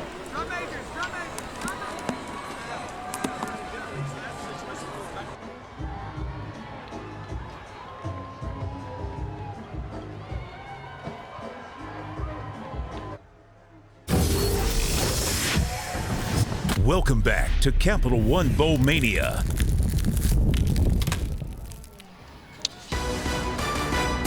You're watching the LendingTree Bowl as part of Capital One Bowl Mania. Chris Cotter, Mark Hertzlick, Jalen Johnson with you here in Mobile, Alabama. We're getting set for the second half kick. Liberty up 33-10 over Eastern Michigan, and Malik Willis has been the star as we expected all along. Yeah, he has 2 touchdown passes, a touchdown running. This one was his best throw of the night. Came early in that first quarter.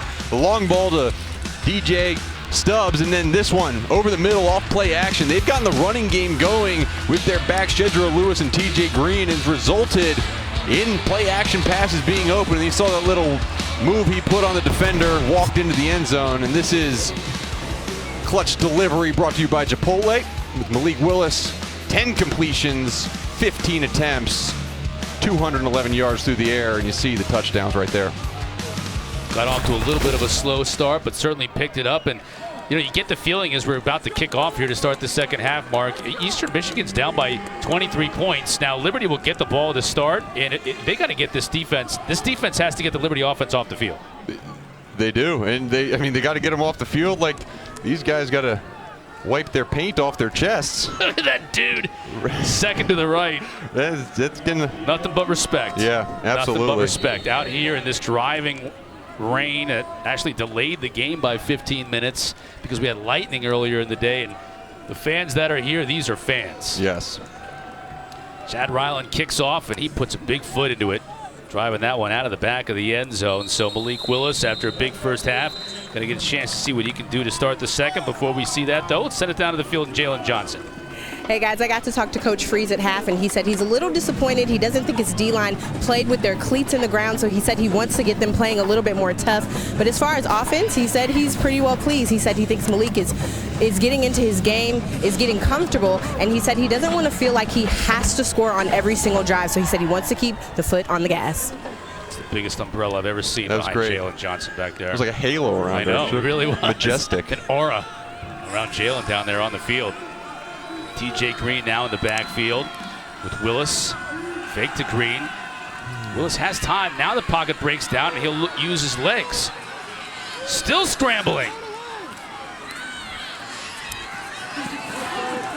And he'll get out of bounds close to the first down marker. That is an unbelievable individual effort by Malik Willis. That's 9 yards. It was. It was a really good effort. However, he had DJ Stubbs wide open on an out route and didn't pull the trigger. So he would have picked up 10 yards with the pass, but decided to just keep it on the ground. That one tipped dangerously up into the air, but falls harmless for the Liberty Flames. And now it's 3rd down and 1. That opportunity to get off the field for that Eastern Michigan defense is right here.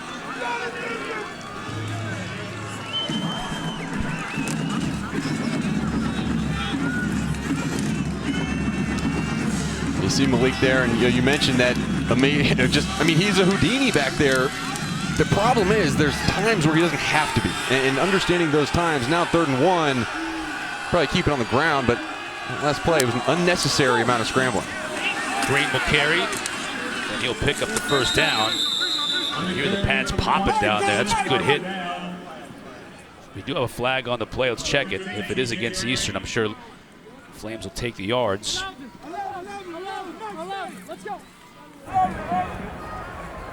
Offsides, defense, number 6. 5 yards from the previous spot, 1st and 10. We got the rover back, LaFleur, jumping, so they do accept the penalty. We talked about this all night. The penalties, this team, Eastern Michigan, they just don't get caught for penalties during the year. They don't get called for penalties, and tonight's 7 penalties already. We're just starting the second half. Fake to Green, Willis. That's a heady play just to pick up even a couple of yards. LaFleur was there to stop TJ Green, but positive play for Liberty. They're going to look to move quickly. Starting to see some pressure, too, in this Eastern Michigan front. Green swallowed up after pickup of 2. And so much of the first half were designed run plays to their running backs, TJ Green and Shedrill Lewis. And gosh, Coach Freeze just gets that itch. He wants to get that RPO game going. Right. And that's sometimes when Malik Willis will hold onto the ball a little bit too long, or you get some pressure. So we've seen pressure already. Now on 3rd down, let's see if Eastern Michigan brings any guys on the blitz. They come with just 4. That plays over. Gets knocked off. Yeah, plays over at that point. Duran Rush was able to bring the pressure. Yeah, and by rule, when a player's helmet comes off, the play is blown dead immediately. And how was his helmet? How was his helmet able to come off if it wasn't ripped off? Well, it might have been ripped off, but he might have ripped it off from the back. He's dead at the spot where the quarterback lost his helmet. So number it's not 7 has to leave out for 1 play. It's not a face mask call if he rips it off the back of his head. 7-yard loss on the play. That's apparently what happened. Look at this, right at the ear hole level. Yeah, and How do you think it came off? you hear Coach Freeze say, how do you take the helmet off without a penalty? Well, looks like Duran Rush figured out how. Aiden Alvarez will punt this ball away. That's a good kick. Driving Beydoun all the way back inside his 20. And he'll die inside the 5 at the 1. The much maligned kicking game of the Liberty Flames turns it all around on that play. 63 yards and down at the 1 foot line. You can't get any closer to the end zone than that football is. Great punt. That was a phenomenal play, and it's funny, that ball was down at the half-yard line, and Hugh Freeze was still giving the officials a piece of his mind about that no face mask call. That's the best punt of the year. Yeah. Hey, it all comes down to this, college football playoff semifinals. Friday, December 31st on ESPN. Heisman winner Bryce Young and number 1 Alabama taking on number 4 Cincinnati. That's a Goodyear Cotton Bowl Classic, 3:30 Eastern. Then it's number 2 Michigan, number 3 Georgia in the Capital One Orange Bowl. Don't miss it. It's all coming up New Year's Eve. Just trying to get some distance between himself and the goal line. Bryant sneaks it, maybe a yard. Maybe a yard to the 1 yard line. Yeah.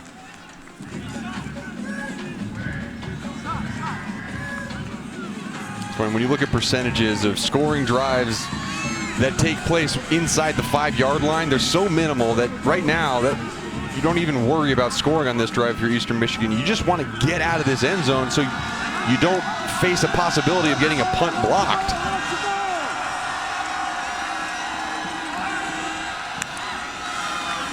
Fake to Samson. Bryant will throw. Behind his receiver Drummond. And now it'll bring up 3rd down and 9 from his own 1.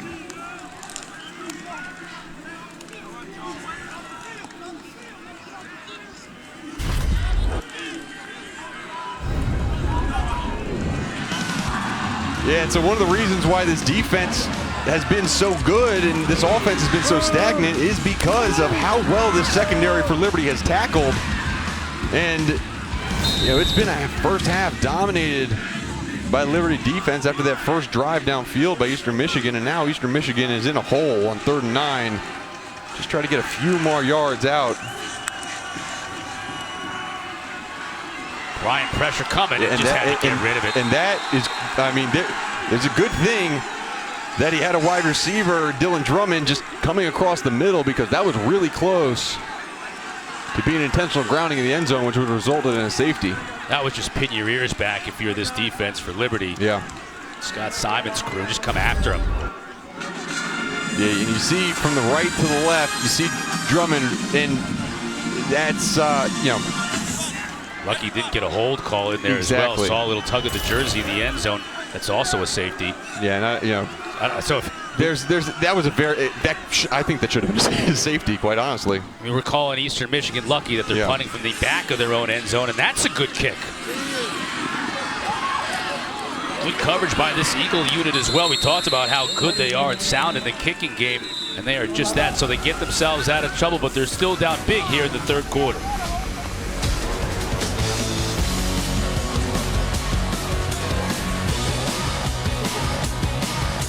Challenge Cup brought to you by Progressive is back. Now, since we're so early on in the going and bowl season, we thought we would show you last year's standings. Yeah, it was a big year for the Big 12 and the MAC undefeated. Not so much this year for the MAC. I mean, they're already 0-2. And this is the 3rd of 8 bowl games for that conference, and they're trailing big here in the second half. So the MAC's having a sweet season, but they've got to turn things around if they don't want it to sour here during bowl season.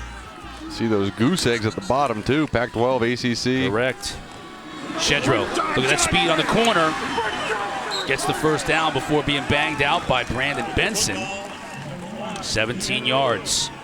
I've been so impressed with the way Shedro Lewis has been running the ball tonight. And, you know, it shouldn't be surprised. He's a player that kind of is an anomaly. You watch him during the season, and tonight he's so small, but you see he's not going to step out of bounds. He wants to attack.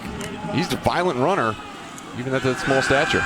Willis has all kinds of time to throw. Now he's got a lot of room to run. 35, look at that speed, 15, and he'll score easily. Once he got into the clear mark, he made that 35 yards look easy. Well, it was almost like, man, okay, he's going to be caught. But he like was balking. Like it just, that's not really how fast I am. It's, you know, with the Princess Bride, I know something you don't know. I'm actually left-handed. Well, he is faster than that, and he had that burst right here. He's like, maybe I'll get caught. Nope, see you later. Malik Willis into the end zone. That was a time where there was really good coverage on the back end by Eastern Michigan, and no one was open. And again, having that ability at that next level in the NFL is just an added bonus. Well, that was a snap. Bad bobbled snap, and the kicker ran past it. And yeah, Aiden Albus was trying to get that snap down, and he's the one who kicked that 63-yard punt down at the 1-yard line. So I guess we could give him a little bit of slack. I just watch Beck, though. He's like, nope, all right. Right, that ball was definitely wet, and Albus did his best. And then he said, let's just eat it. We're up big. Yep.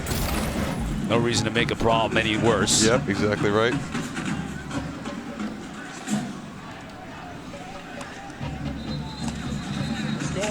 Let's take a look at today's performance update, brought to you by Tax Act. We're going to go back in time. LendingTree Bowl history in this one. 20 years ago, it was a GMAC Bowl at the time. Look at that dude right there. Who's that big guy? Byron Leftwich. Woo! They were down 38-8. Marshall was in this game to East Carolina. They came all the way back, won in double overtime. Highest scoring bowl game in bowl history, 64-61. I'm thinking that the ball in Leftwich's hands must have looked like that little Nerf ball that we used to have as kids, or that they used for little promotions. Yeah, you're right. He was massive, 650 pounds, and look at those numbers. He was 250 pounds. Could you imagine? 6'5". Yeah, if he was 650 pounds, he looked like he was 650 pounds. Correct. If he could throw the ball like that at 650 pounds, he'd still be playing in the NFL. But man, yeah, you just see him barreling downhill. He was such a fun player to watch in college. And the pros, obviously, but you know, for that Marshall team, that was a fantastic win and good performance by him in this bowl game.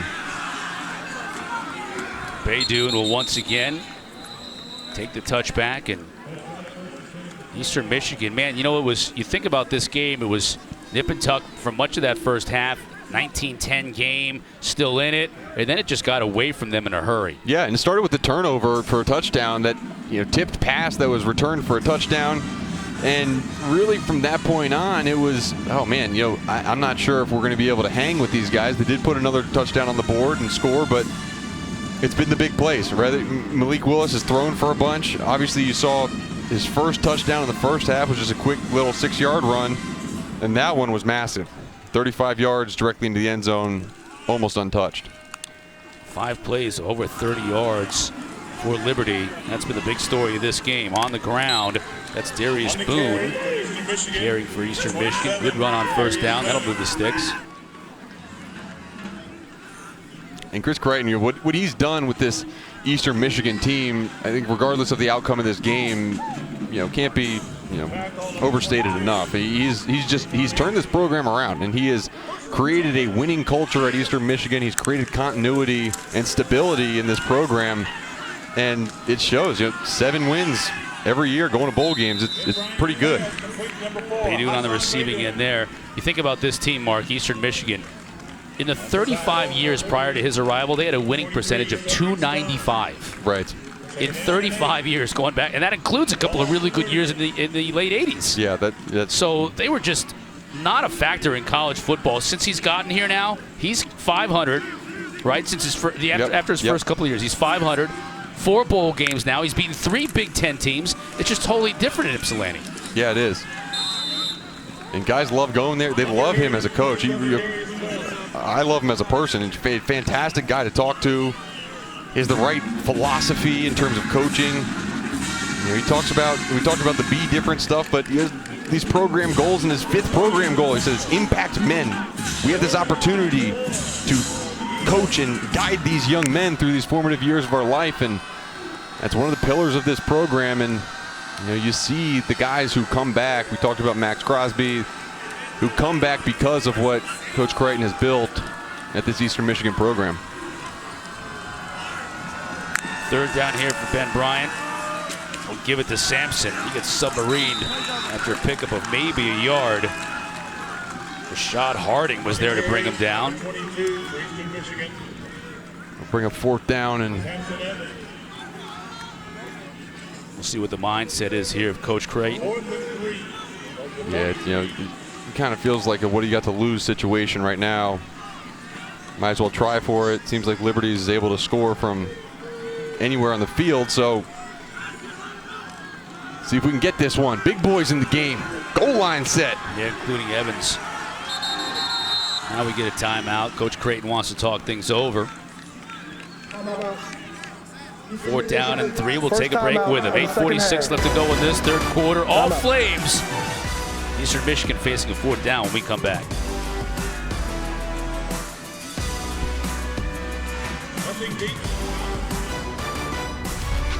The LendingTree Bowl is brought to you by Allstate. Save money like a champion with Allstate. Famous football playing alumni for Liberty. Your buddy Rashad Jennings. Yep, played with him. Hey, you know Sam Ponder as well. Don't forget, you can catch Sam Ponder on NFL Countdown with the rest of the crew. Sunday at 10 a.m. They're going to go all access with NFL sack leader T.J. Watt, plus an inside look at Cowboys rookie Micah Parsons and his journey to become one of the NFL's premier pass rushers. Yeah, you know, couple of those people on that little screen I got to know really well. Played with Rashad Jennings for a long time. Obviously, he went off to Dancing with the Stars, won that, and Sam Ponder has become a really close family friend of ours, and she loved her time at Liberty. Bryant on 4th down. Oh, it was almost a sensational catch by Bryson Cannon. He had to go down and reach behind him, and he almost brought it in, just couldn't quite corral it. Yeah, Liberty brought some pressure, and good job by Ben Bryant just getting it out, but unable to complete that. But yeah, you know, Sam Ponder, she said that she took football coaching 101 class when she was at Liberty, and she was the only girl in the class, and she said she learned a ton about football, but she also learned and got her mistakes out of the way. Wow. Right? In the TV side, she worked for the team. She did a lot of production for the team. And where was that when I was taking differential equations in Georgia Tech? For real, coaching football 101. I don't like that. I don't like that class a lot.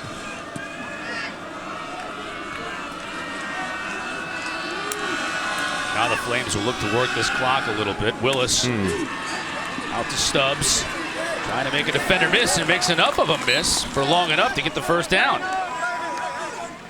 Jeff Hubbard had to come from his safety spot, but not before Stubbs had a couple of nice moves and picked up the 1st. If you watch enough college football, you have not seen that throw be made by many quarterbacks. That out route, the far sideline, off the opposite hash, that's twice so far that Malik Willis has just thrown a bullet out there.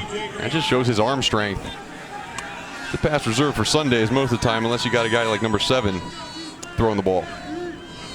Willis will come back here, slated to participate in the Senior Bowl. That's right here in this very stadium at the end of January. So we'll see him at the Reese's Senior Bowl here in Mobile.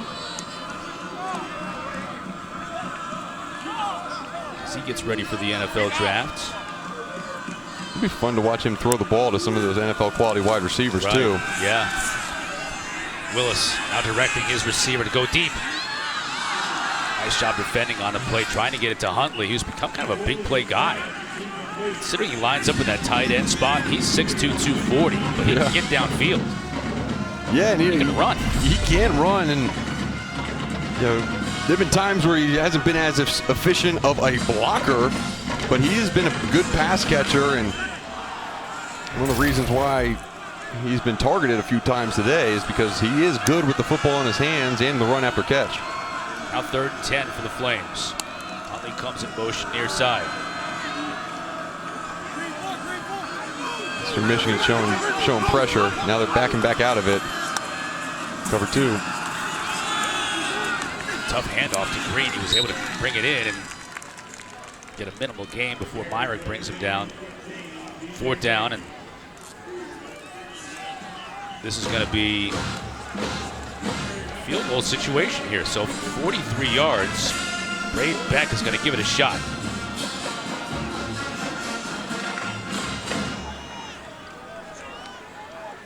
He's got a career high of 37 yards. He's only made 3 field goals on the season, so we're just focusing on kicking the football first, Chris. Boom, got it. And he made it. See, nice kick, man. Good snap, good hole, good kick. efficient throughout the process. Love it. True freshman from Carrollton, Texas, puts 3 more on the board for the Flames.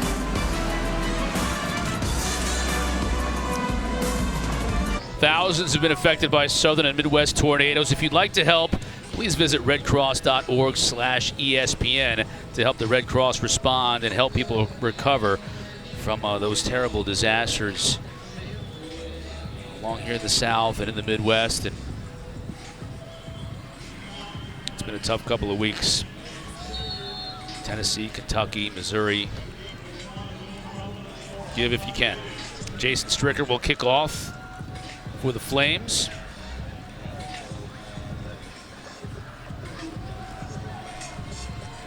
Up 42-10. It was 13-10 in the second quarter.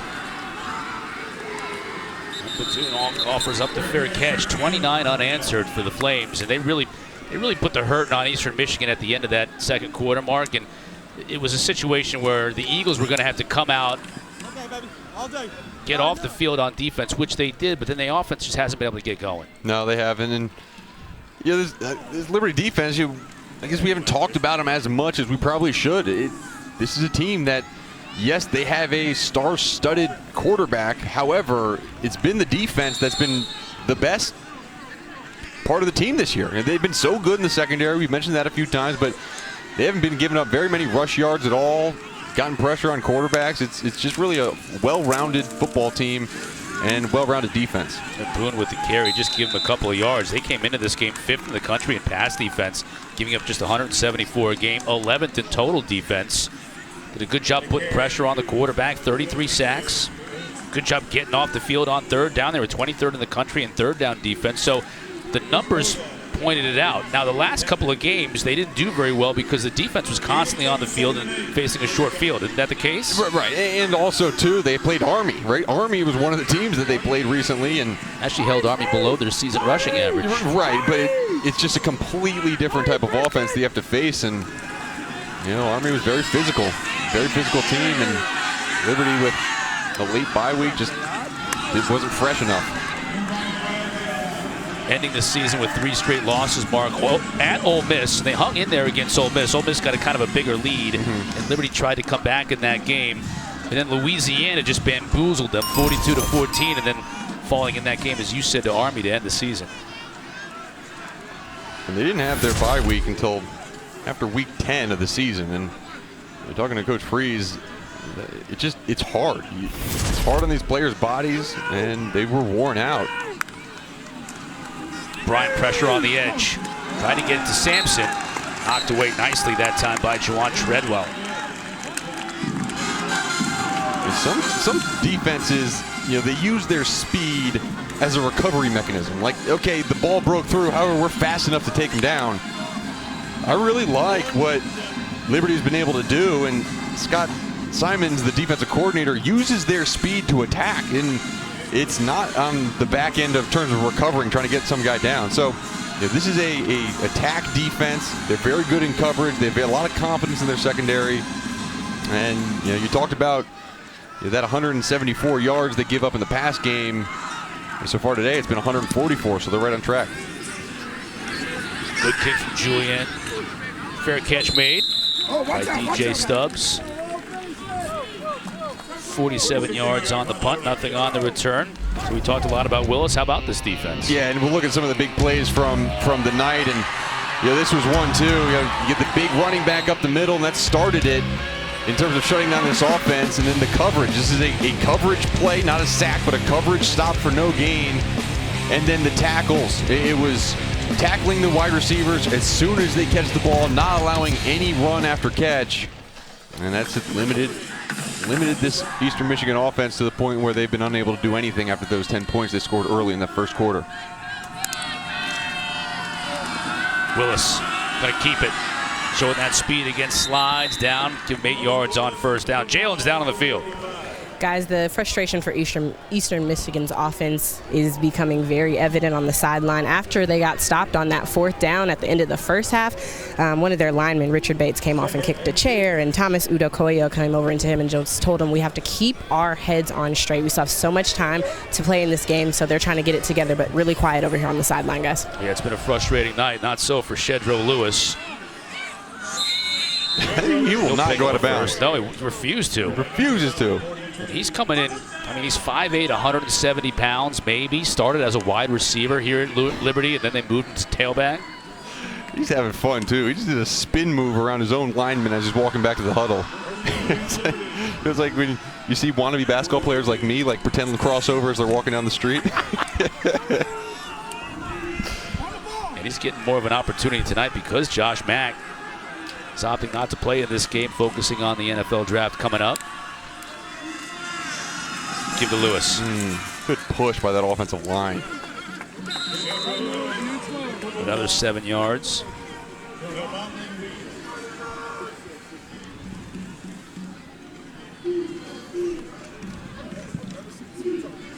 See some of those big hog mollies up front.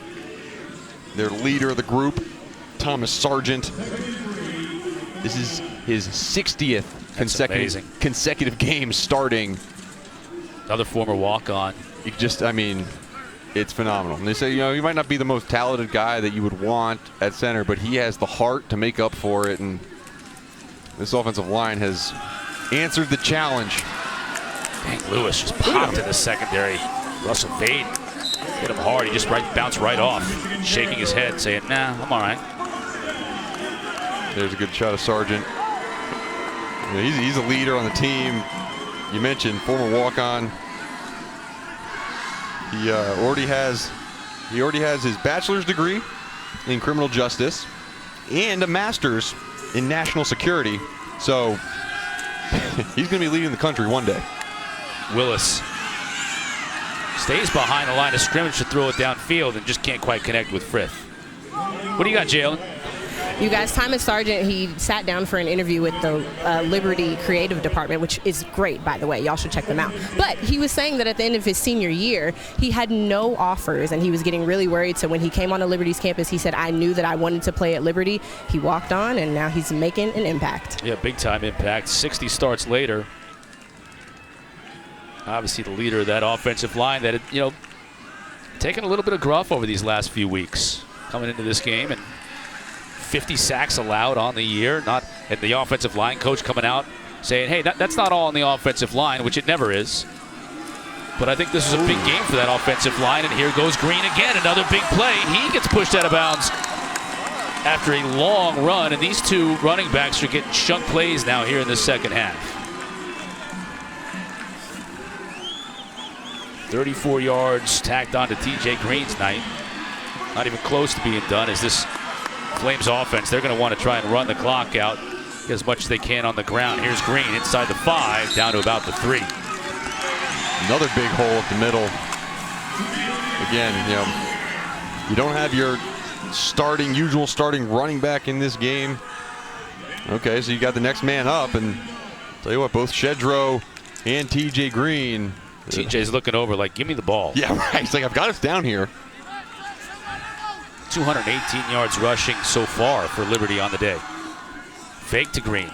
Now Willis is going to go into the end zone. Too high for Daniels. Nice catch, just couldn't quite get a foot down. Freddie McGee in coverage for the Eagles. 3rd down and goal. Those two, Daniels and Willis, they've had some good connections this year. Daniels a redshirt freshman. So watch that foot just outside, but Daniels a redshirt freshman. He's developed, he's turned into that really jump ball guy. 50-50 balls turning into 80-20 balls in his favor. We got 3rd and 5 going in big boys, and there 2 tight ends in.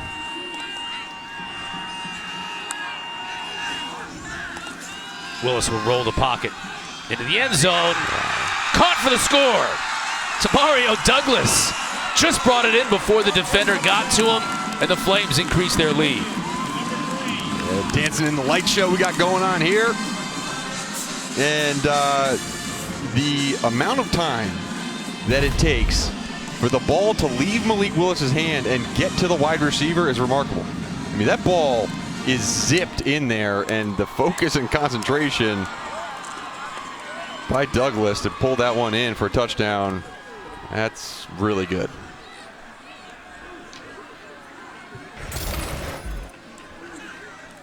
Beck now on for the try. Nice job getting the ball down, too, by our holder, Aiden Alvis.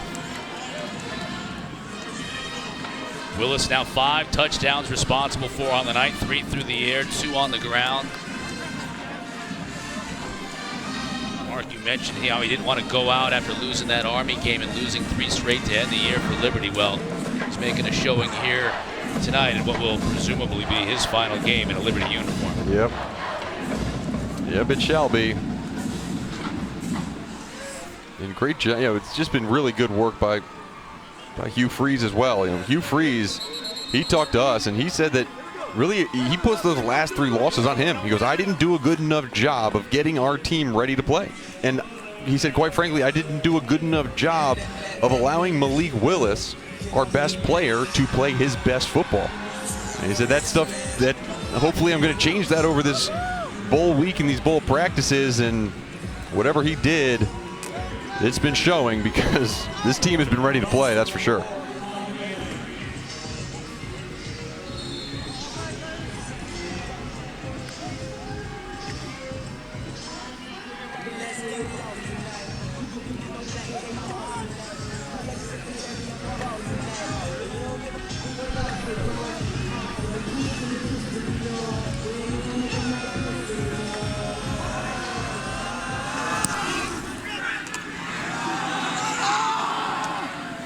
Beidou and another fair catch for the Eagles. Now with 2:44 left to go in this third quarter. It's an opportunity for Ben Bryant to see what he can do. There we go. There's offensive line coach Sam Gregg. This is going to be his last game as well in a Liberty uniform. He took the offensive coordinator job at Southern Miss, but he said, look, I wanted to stay and coach in this bowl game because these guys are important to me, and they put in their work for me. And there he is. They know he's on TV. That's great. His kids know he is too. And he got asked in a press conference this week. He basically said, what's going on with this offensive line and the 50 sacks? And he said, look, it's not all the offensive line. And it wasn't all the offensive line. However, whatever it was, there a lot of props to him and the rest of this coaching staff for fixing the issue. There have been no sacks tonight after they have given up, as we said 50 sacks this season, which is astronomical amount of sacks. But man, to have your players back publicly, and then also to stick around and coach them in one more game, that's so important to so many of these guys being fifth-year seniors on that front. It's a really good way of finishing your time at a school and moving on to the next opportunity. Sampson on the carry, picks up a couple. With the football for Eastern Michigan, 22. Sampson's a little banged up. Come out for a breather.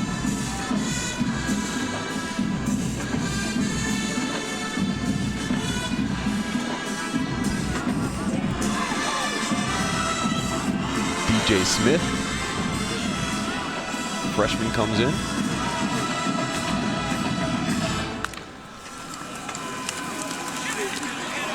Bryant steps up in the pocket. Nice strike. It's Dylan Drummond. Those two have had a nice connection tonight. Story Jackson brings him down. Good to see Story in there making a play.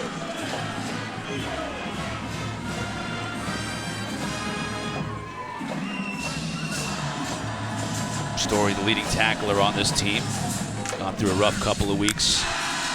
Lost his mom, had her funeral on Monday, so the whole team is kind of been following his story. And certainly our thoughts and prayers are with him and his family. Said he wanted to play in this game, though. Be with his teammates. Yep, and he said my mom would have wanted me to play in this game, and see the writing on his arm. It says, my angel. on one side. And his brother's name on the left there. And, you know, just your heart goes out to him. And he's just a phenomenal player, too. You know, that transferred in from Prairie View, and all he's done is be the most productive linebacker they've had since Hugh Freeze has been here. That's a nice catch. Dylan Summers went down to get it. Good throw, too. Bryant put it right where it had to be. Bryant, let's not forget, Ben Bryant comes into this game 11th in the country in completion percentage. Yeah. He is an accurate passer. Yeah, and again, the points don't show it on the board, but he's completed 65% of his passes tonight as well. I mean, he is on target. DJ Smith getting some time at tailback for the Eagles.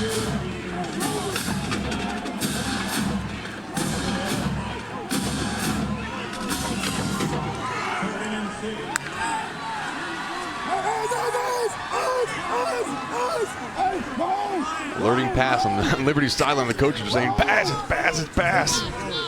They got all that just from Bryant looking over to the sideline. Let's see if it's right. They're right. Pressure comes up the middle. They'll get him. There's Story Jackson right there on the sack. Story was in on it. There he is. Look at that. What a moment. Takes a second. Points up at the heavens. Yeah. It's got to be emotional for that young man. It's a good moment to be able to share that with his teammates. That's his 7.5 sack of the season. Injured Eagle on the play. That's their right guard, Richard Bates. You mentioned he transferred in from Prairie View A&M. He was the HBCU All-American there. You can see why. Yeah. I mean, 93 tackles coming in, 12 TFLs. Yeah. Got an interception. Now he has 7.5 sacks on the year. Very productive. And you know, he looks lean because he's so fast. He's 6'2", 225. With production like that, there could be a future for him with an NFL team. They love that type of speed, that linebacker position, versatile guy that you start at special teams and work your way up. But Story Jackson, this might not be the last football game that he plays. So 3rd and long for Ben Bryant. As we're in the final 25 seconds of this third quarter. Third quarter dominated by Liberty.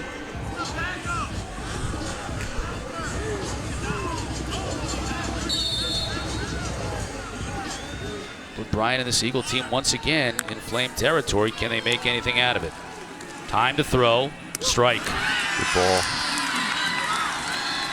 That'll be a first down. Zach Westmoreland on the receiving end. Zach Westmoreland, true freshman for this Eastern Michigan team. Big game versus UMass. 2 catches, 97 yards.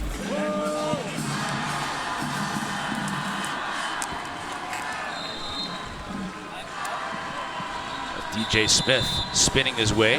Nice little pickup for him on first down, too. That'll wrap it up for the third quarter. One final stanza still to come. Flames with a big lead as we head to the fourth.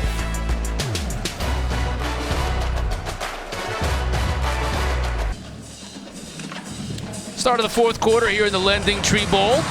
All part of Capital One Bowl Mania. All Liberty. Our Week 15 Monday Night Football matchup. Yeah, it's a Norris Division rivalry game. Vikings and Bears from Soldier Field. Minnesota very much alive, though, in the NFC playoff hunt, though, so this is a big one. 8 o'clock Eastern on ESPN, ABC, ESPN Deportes, and ESPN Plus gets it started at 6 o'clock with Monday Night Countdown. Bryant going to the end zone into double coverage. No chance to hit Beydoun. Again, really good coverage on the back end by Juwan Treadwell. It was a good route by Beydoun. Little post corner. Treadwell didn't bite on the fake. Great job, and again, 3rd and 2.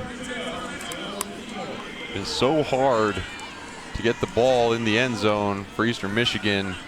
This Liberty defense has been fantastic down the red zone.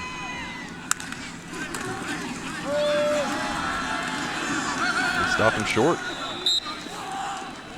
Yeah, I think they're going to be short here. Rashad Harding stopping Darius Boone.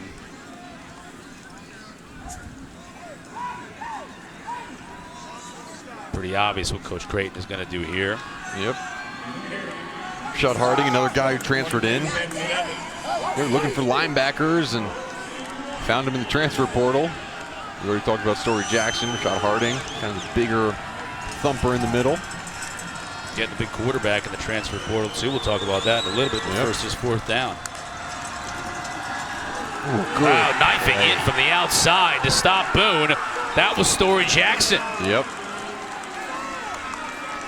Story Jackson again. Great play. Look at him off this bottom of your screen. Just bends right off the edge. And it's just a great play. Good tackle on a big back.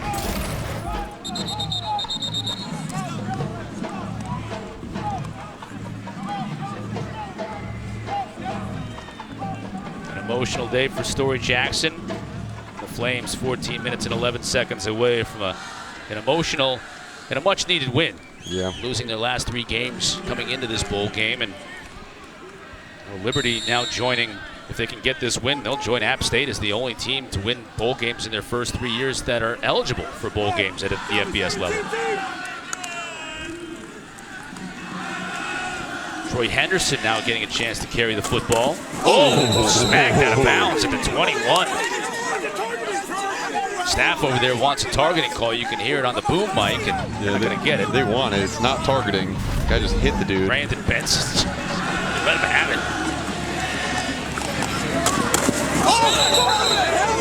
Of course, the microphone is over there that collects all that sound, so you love the sound of that. I love it. See the hair standing up on the back of your head. Yeah, you just reminds me of old football when you had a big hit and no one threw a flag. Thank you, officiating crew. All is right in the world. Willis now runs into his own man, but stays on his feet, but he's in trouble. Just chucks that one away. I'll tell you what, that little dish is picking up some good sound right now. The coach is, throw it away, throw it away. Because you never know. I mean, he could bump into his own dude, spin around, chuck it 40 yards downfield, and have a completion. Right. He wanted it. And he had Jose Ramirez tracking him down, so he did make the wise move and throw it into his bench.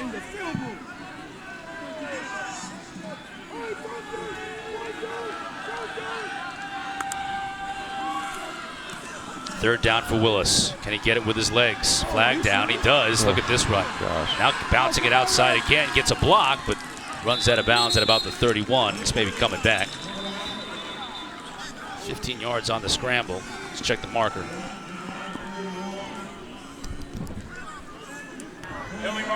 Holding, offense, 59, 10 yards from the previous spot. Replay, 3rd down. Damian Bounds, guilty of holding.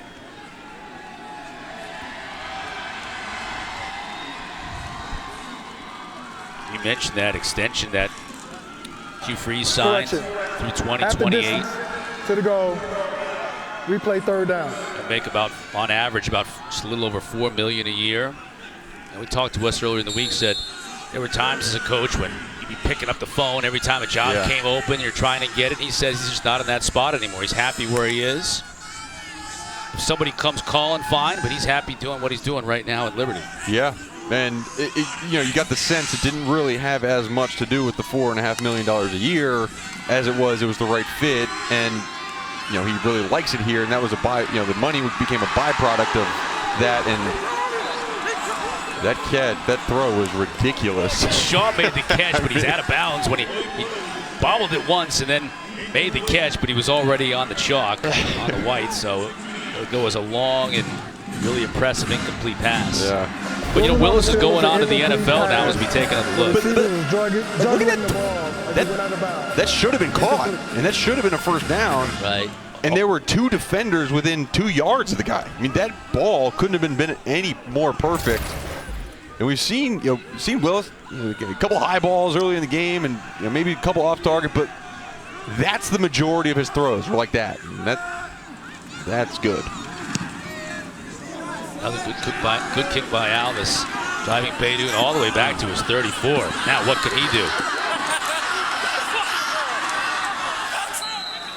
Flames will eventually track him down at the 38.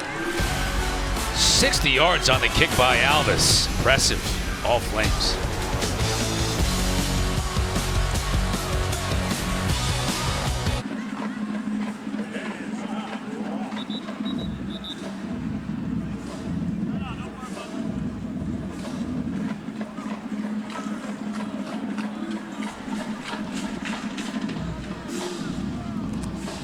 All right, Maddie, appreciate that.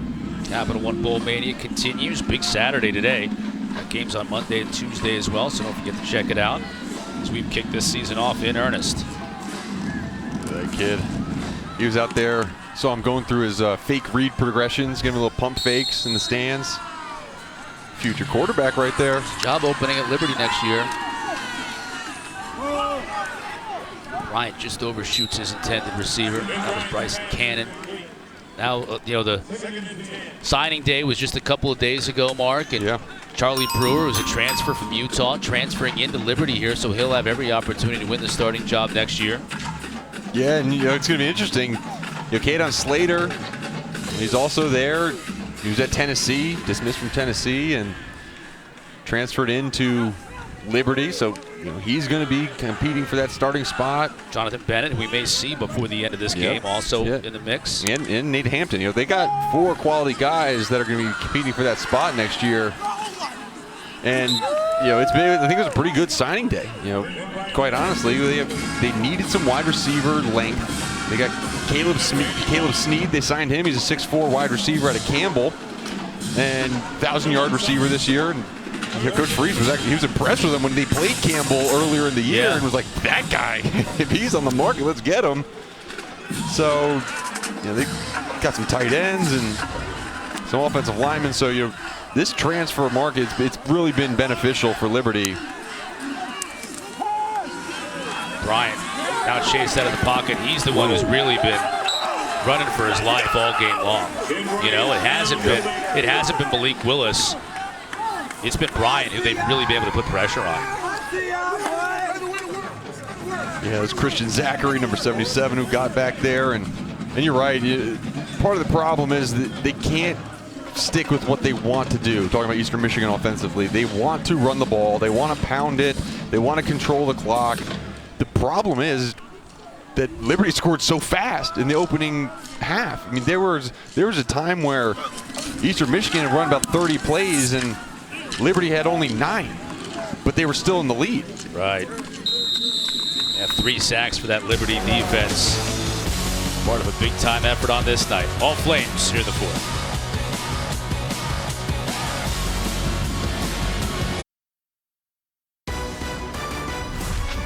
The LendingTree Bowl is brought to you by LendingTree. Shop and compare loans, credit cards, insurance, and more. Teams always view the community service part of Bowl Week as an important part of their trips here. Players from both Eastern Michigan and Liberty taking part in the Feeding the Gulf Coast Food Pantry, helping those less fortunate here in the Mobile, Alabama area. So good to see that.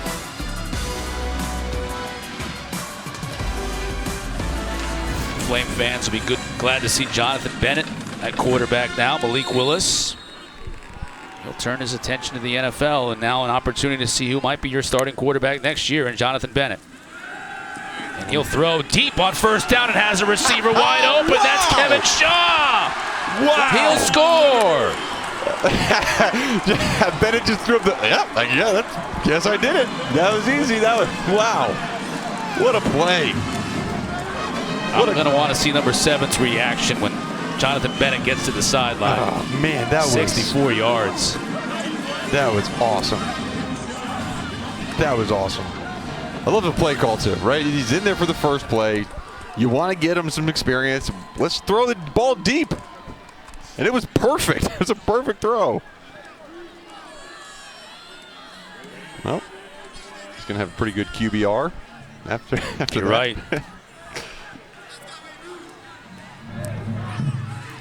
Another good job by the holder, Alvis, to bring down a high snap. Braden Beck with the PAT, 56-10. Matt Berry in the studio. What's going on, Matty?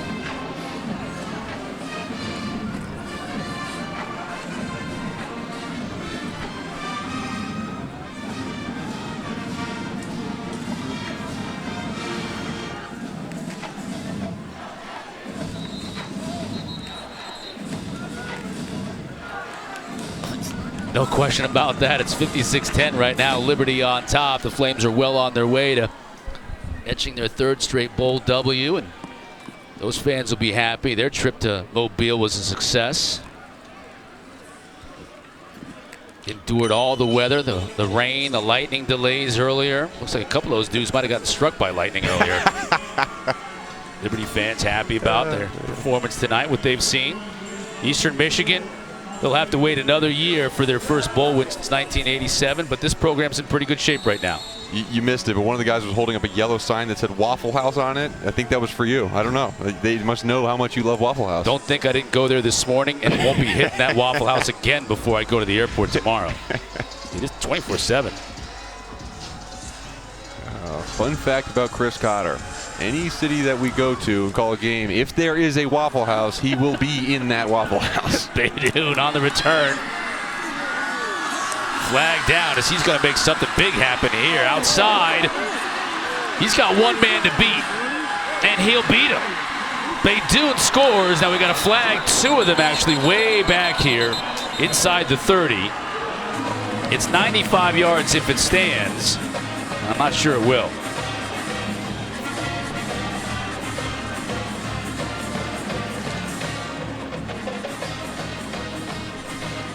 You know, I've never been in that situation where I've run back a kick for a touchdown, but I got to imagine it must feel terrible when you know that it's going to be called back. And this flag over here came sailing in from about 30 yards away, so I have a feeling Baydoun saw that flag when it was airborne. Yeah. Holding on the return team. 10 yards from the spot of the foul, 1st and 10. To his credit, though, he still hoofed it out 95 yards, just in case.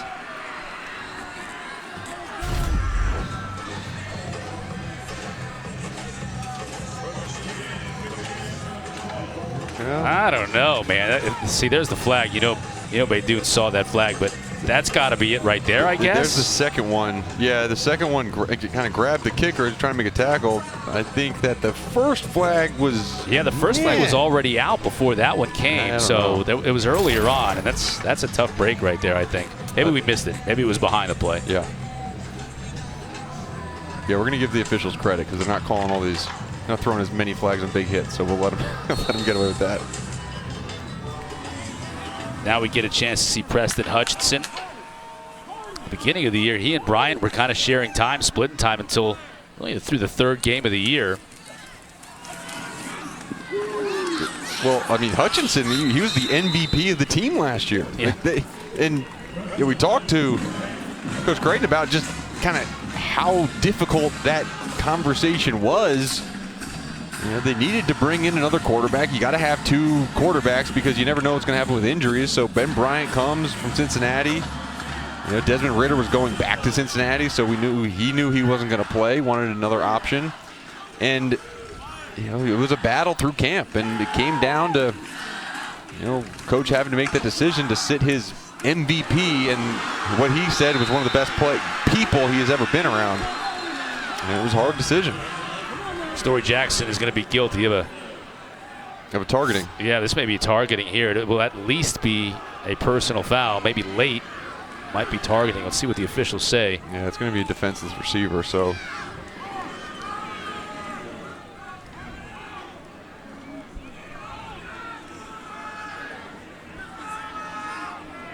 Eastern Michigan receiver still down on the turf. Personal foul, defense, 12. Hitting a defenseless receiver, 15 yards. An automatic first down. Yeah, okay. Guess it wasn't in the helmet. It looked like that from that initial angle, but let's see. You see 81. That's targeting. They're going to review that. Play is under further review. That's Dylan Summers. Summers was able to get up and walk off under his own power, so that's good. But that would have been targeting even if he wasn't defenseless receiver. Story Jackson lowered his head, led with the crown of the helmet into the head and neck area. It's pretty much everything on the checklist. Our replay official, John Allman, who hasn't been very busy tonight, he'll get a good look at this one. You'll see those same images you're seeing at home right now. They may change this to a targeting against Story Jackson.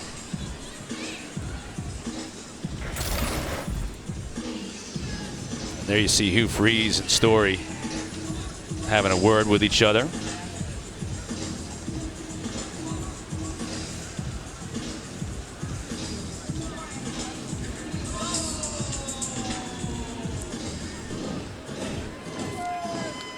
Travis Livingston, our referee.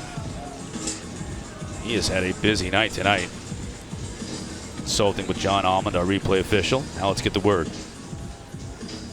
After further review, number 12 for Liberty was targeting the player, hitting a defenseless player with the crown of his helmet. Number 12 for Liberty is disqualified from the game. So a tough way for Story Jackson to have his night ended. Fist bump from his head coach, Hugh Freeze, and his teammates. Played a good game tonight under trying circumstances, that's for sure.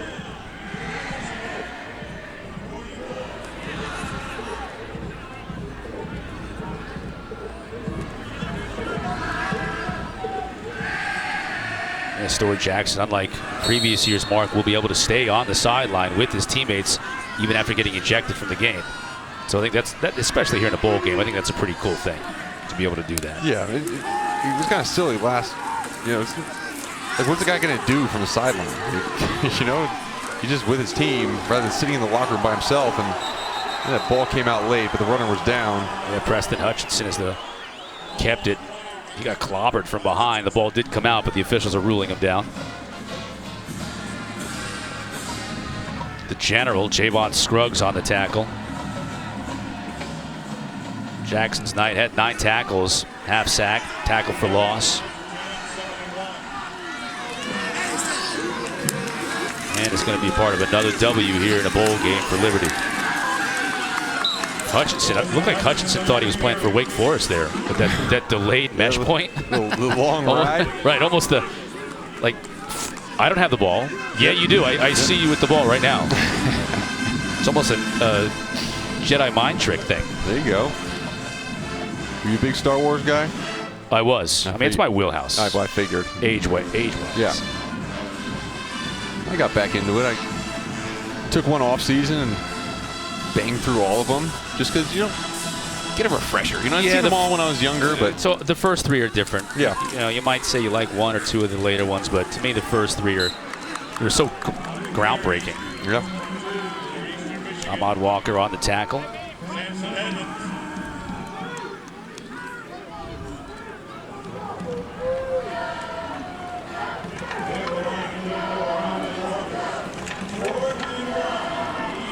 I don't know whether my favorite quote of the week was that guy's just a stinking winner, talking about Walker, or Coach Creighton talking about Beydoun and saying he might be the slowest in a race, but he's going to win the race because at the start he's going to say, "Ooh, look at that deer," and then he's going to beat everybody to the finish. He's going to find a way to win. Yeah, that's a good point. Hutchinson keeps it here for the first down on 4th down. I love that. No matter what the competition is, Beydoun is going to find a way to win that competition. Yeah, that's scrappiness. Not enough kids have scrappiness anymore. Cunning. Guile. Yeah, well, there you go. Keep going. Fresh set of downs for Eastern Michigan as we wind the clock down to about midway through this 4th quarter. Hutchinson looking to throw pressure. He gets dropped. Big hit. Trayshawn Clark. You know that had to feel good, right? 4th sack of the game for Liberty. Did you get a clean hit like that on a quarterback? Yeah. Trayshawn Clark put on 20 pounds this offseason. Kind of allowed him to play inside and outside. 9.5 sacks on the season. Just, been a very, very good player and dominant player so far this year. Now on 2nd and long, Hutchinson will look to the sideline. Pressure coming. No, now they back out of it. Bring just 4. Hutchinson will look to run. Oh, tried to hurdle a defender, and that's a dangerous play. Harding upended him.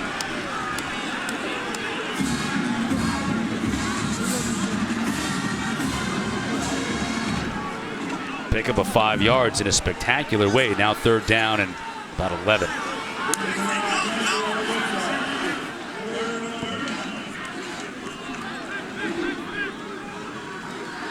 He's backing off into cover 2. Looks like.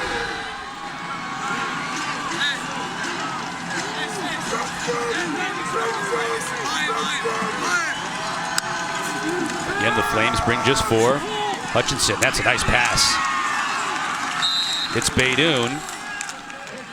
Down to the 25. 18 yards on the pitch and catch. The coach said, you might not be fast, and obviously you can distract you with the deer comment, but he did say, he makes his cuts at full speed. Kind of reminded him of Marvin Harrison. The coach got to watch him practice a little bit. The same type of thing where you can make up for a lot of that speed deficiency by making those cuts at full speed. Now he's looking for a flag. Yeah, you can't cut away from 3 defenders. But that ball was thrown into traffic.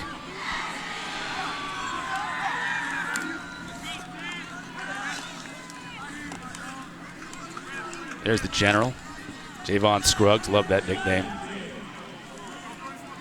Just the way he carries himself with this team. We see a lot of times in college football, we'll ask, who's your best leader? And they're like, yeah, well, he's a pretty good leader, but he's not vocal. Like, when we asked this to the Liberty coaches, they said, there's Scruggs. Scruggs is the leader. They're a different team when he's not out there. Exactly. He is the guy. I mean, he is a difference maker in terms of a playmaker, and he's a vocal leader. He's got his head screwed on straight. Morally, he's correct, and just he brings energy, and it's really cool to watch.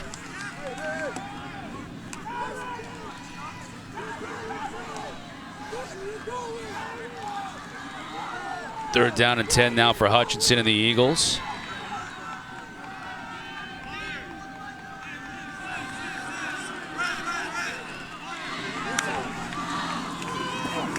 Flames bring pressure. One-on-one coverage to the end zone. Put it up there for Drummond. And Meganson with good coverage. Good coverage, and that was the right read by Preston Hutchinson. Single high, knew it was going to be man-to-man on the outside. Good job by Megason, just forcing the route a little bit wider so there was not as much room for Drummond to turn and make the catch. Chad Ryland will try for 43. Already good for 27 earlier on in the game.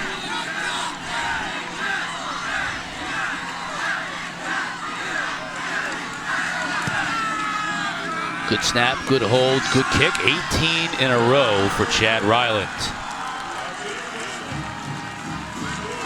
So a good drive, authored by Preston Hutchinson, a quarterback. Still all Liberty, though, in the 4th. Take a look at our drive recap. It's brought to you by Verbo. And one play, 64 yards, and a touchdown from Jonathan Bennett. That was pretty. Not a whole lot to that drive, but sure was pretty. Coming in for his first play at quarterback, 1 and done. Currently has a quarterback rating of 967.6, according to my stats thing, which I'm not sure if that qualifies, but that's amazing. It's pretty good. Is that high score? Is this thing broken? High score, is that bad? That's about as high as you can get, because I don't think that goes to 4 digits. That 967 is as high as it goes. 56-13, Liberty on top.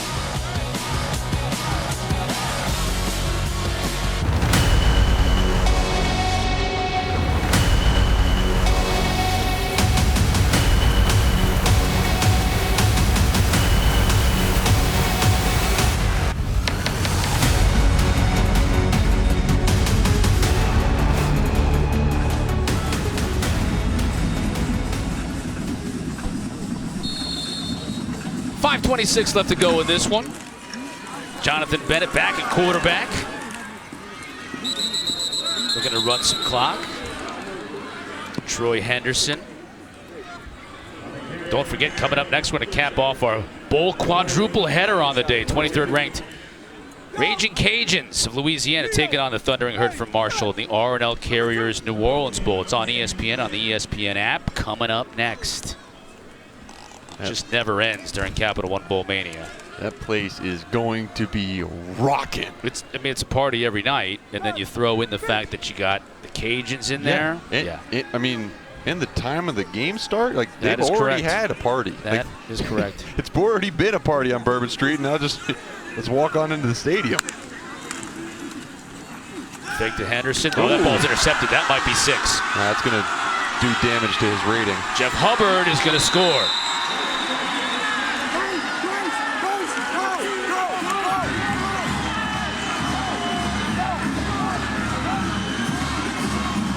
Yeah, I guess there's a big difference between 1-1, 64 yards, and a touchdown, and 1 for 2. He's thrown 2 passes and 2 touchdowns. Just one was for the other team. That's the unfortunate part, but good job by Hubbard. Would one be a passer rating of 974 and the other one be a passer rating of negative 974? So is it just like 0 now? Just even itself out? 1 touchdown your way, 1 touchdown the other way. You know, there's certain things that I don't understand about football, and one of them is how they calculate passer rating. I just know what a good number is and what a bad number is. Ryland with the try. Why don't we send it to the studio? I don't know if Matt Berry knows, but he's got something for us.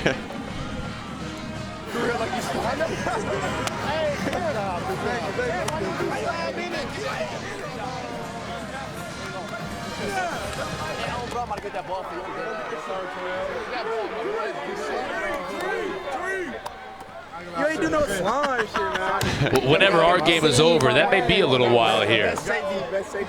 Don't forget, when it does come to a conclusion, we've got the Capital One postgame show on the ESPN app. So we'll wrap it up here. We'll get you to R&L Carriers New Orleans Bowl, and then we'll finish up our postgame, our Capital One postgame here on, or here from Mobile rather, on the ESPN app.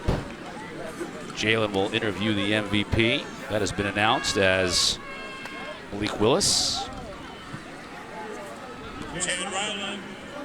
Makes sense. 5 TDRs. There's the Bulldog. Not Bulldog, the Bulldog. Yep. He's impartial, although he has green lining around his shirt. Just a coincidence. Completely photobombing the debutantes earlier. Yeah, he was. They were trying to get a shot of the debutantes, and the Bulldog was there. He knew it. You know, we always had that player on our team that like knew where to stand to get on the camera.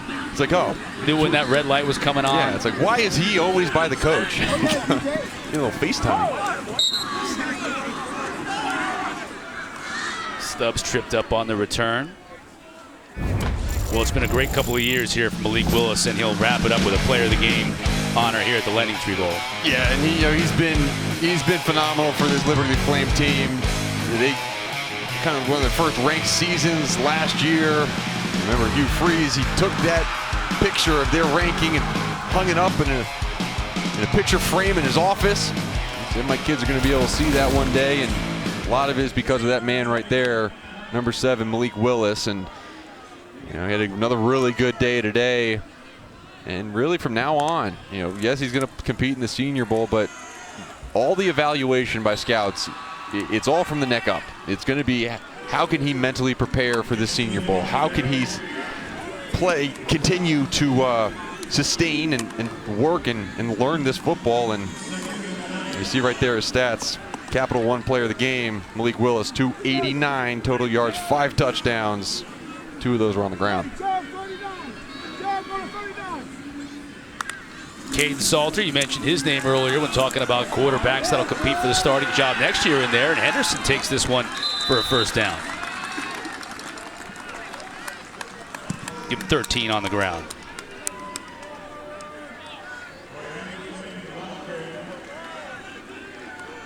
There's a bunch of these quarterbacks that haven't seen a ton of playing time. Nate Hampton, one of them. Caden Salter, another one of them. Both freshmen. Salter out of Texas and Hampton out of North Carolina.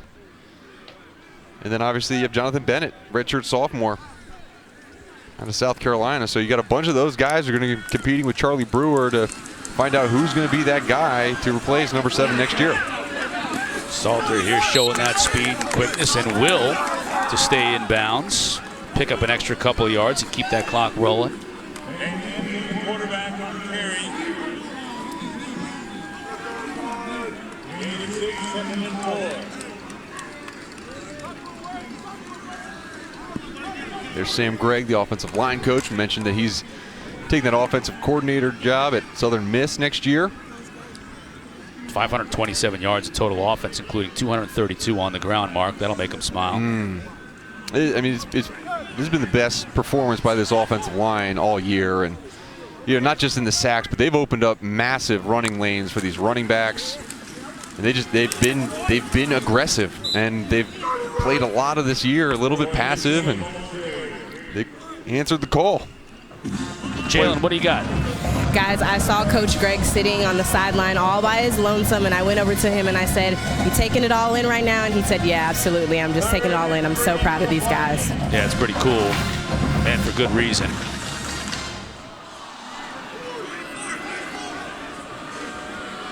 His final game here as a member of Hugh Freeze's staff.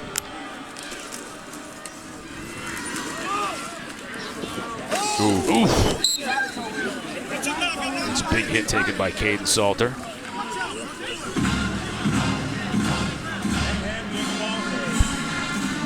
Don't forget, coming up next, the R&L Carriers New Orleans Bowl. Mentioned it, Louisiana and Marshall. Just underway, actually, right now. As soon as our game ends, we'll slide that game right here on ESPN. Yeah, you don't even have to go anywhere. You don't have to touch your remote control. You get it right here. As if you have all day long. Right. Since this morning. Capital One Bowl mania has been in effect.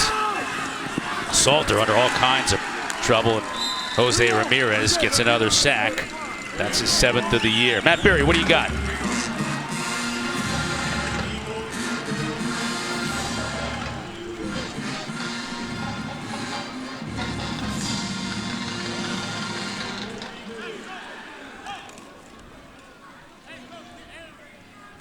Levi Lewis reminds me of James Brown, the old Texas quarterback. When John Makovic was there, just has that same look about him. Lethal. A lethal look. I like that.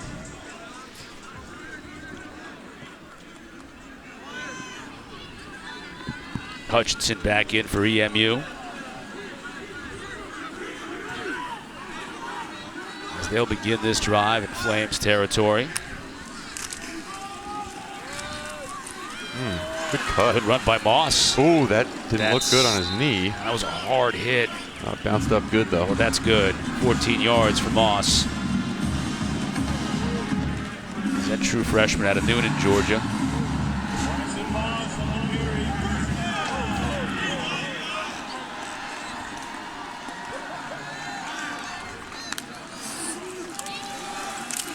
Flames bring a little bit of pressure. It's picked up. That's a dangerous pass, but caught nicely by Drummond. Great job coming back to the football by Drummond. There's a defender right there just waiting to snatch that ball away, and Drummond said, "No, thank you. I'm going to take that one."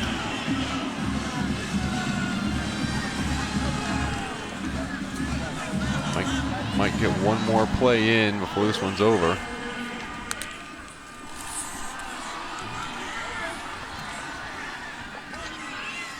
Hutchinson hits a receiver, swung out of bounds. Baydoun, no give up on that man.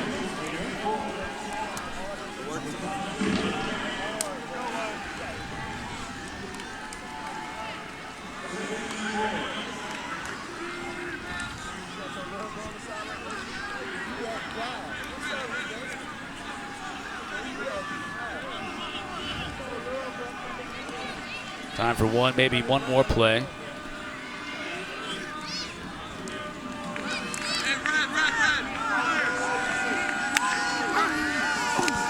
Hutchinson will look to throw. It's Baydoun.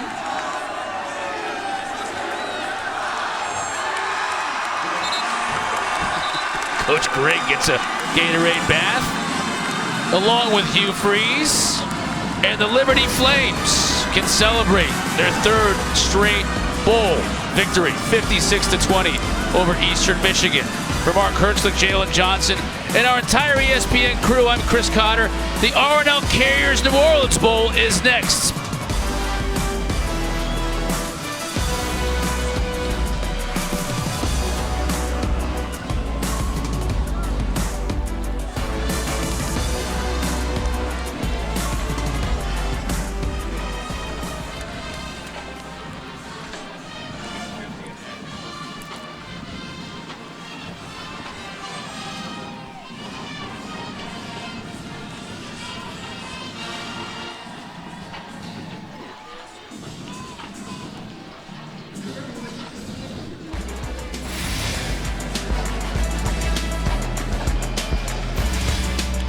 Welcome to the ESPN app postgame presented by Capital One. The festivities are all about to begin, but first, here's this message.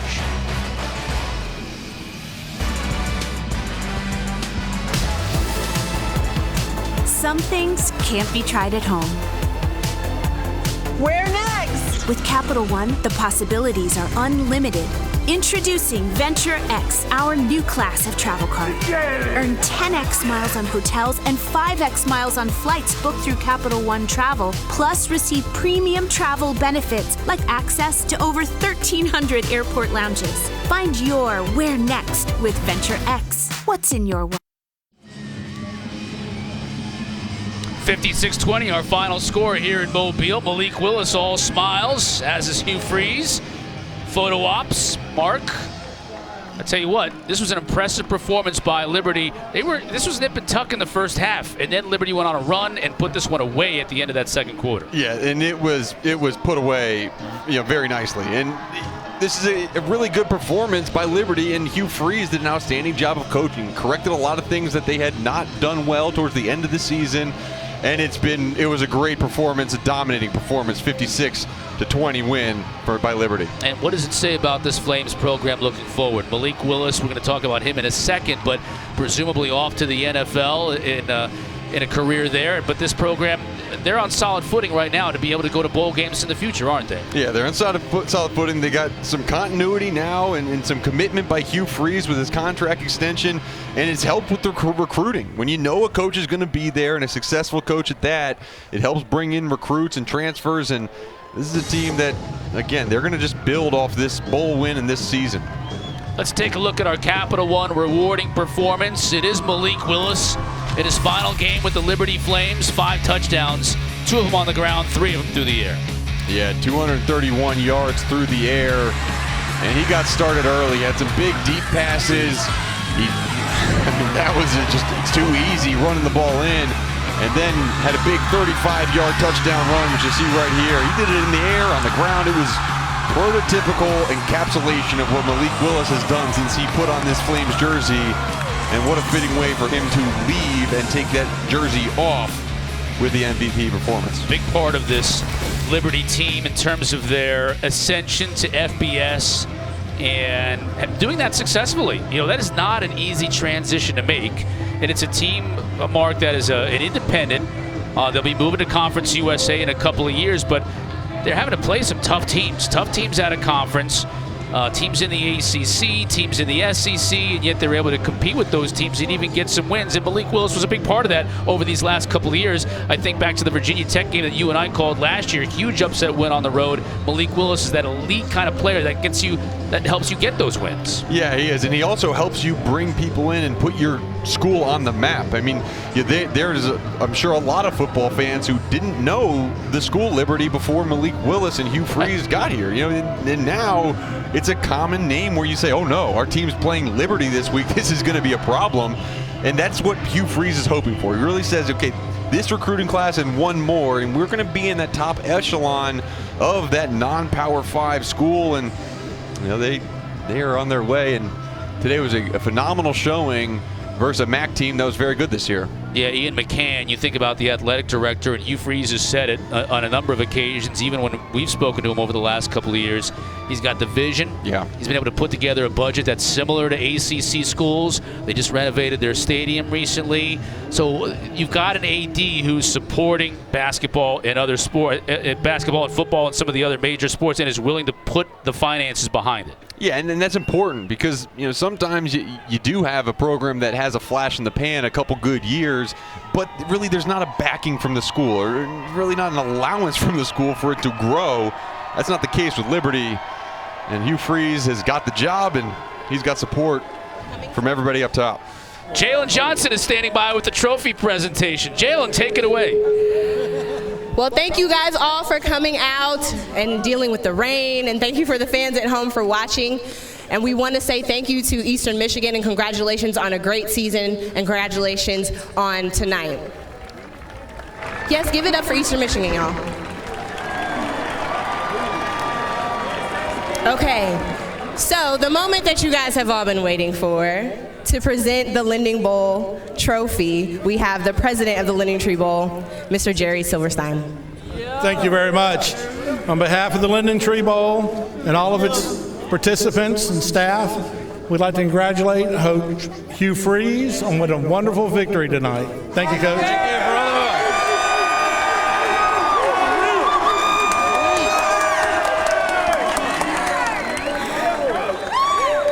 Coach. We're going to have to give this over to Malik. Coach, you guys are now one of 2 teams to win the 3 bowl games that they've been eligible for in FBS right off the bat. What does it mean to get this win for your team and for this program? You know, bowls mean something to us, and we take great pride in preparing our kids and representing our university and our fans and all our families and our wonderful band and cheerleaders and everybody that travels with us and our administration. So it means something to us, and I know it is to other teams too, but we seem to kind of have a knack to kind of come together a little special for these weeks, and just really proud of our kids, our coaching staff. You know, we're losing some good coaches to other opportunities, and you know, we wish them the best. But man, this culture here that we have, I want to say it again. This culture that we have is one that you know, we believe in, and we're not perfect by any means, but I love these guys and I love coaching them. And you guys were coming off, the last couple of games did not go your way, but what does it mean to you to see your guys come in here and fight the way they did to get this win? Yeah, they're going to get that ring, and it makes this year feel pretty sweet. Now, there was a video on your Twitter of you dancing. Your team kind of welcomed you into the meeting with a special song after you signed your contract extension. And I know that get paid. You got to get paid. So you told us earlier this week that you thought Liberty was home for you, and this is where you wanted to be. What about this university? What about this program makes it feel like home? Well, I just, you know, for me and my family, this is a place that we can build something, and the culture fits me. The administration's incredible, and their vision, their support. And, you know, I just like doing things that people really say, man, you can't do that, or you not do that. And, well, here we are 3-0 in our first 3 years in bowl games, and we're looking forward to next year and moving into Conference USA and continuing to build. But this it's a special place, and I tell all recruits, if you're listening and watching TV, come and see. Thank you, Coach. Congratulations. All right, next we have your LendingTree Bowl MVP, Malik Willis.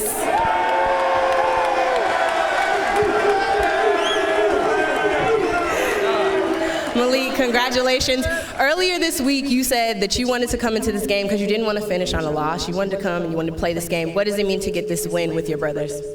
I mean, it means more than anything to me. Look at these guys. Look at how happy they was for me. I just want to make sure they end on a great note, and we end on a great note together.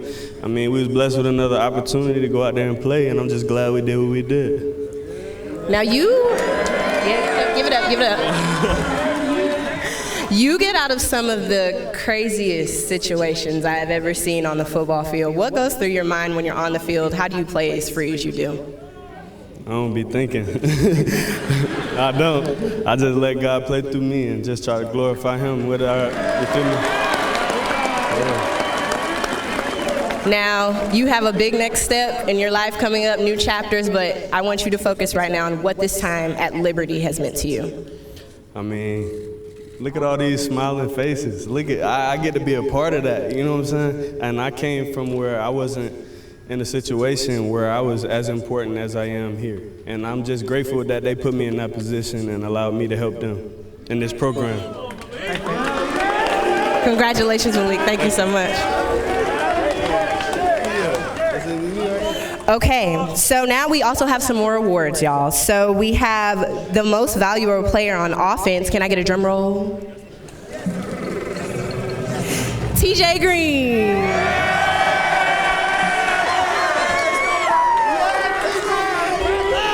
TJ, you were able to come out here and perform tonight. What pushed you to get this win? Man, these boys back here, man, our O-line worked so hard this week, and we came out here and dominated up front, man. You see the score, man. Let's do it. Thank you, TJ.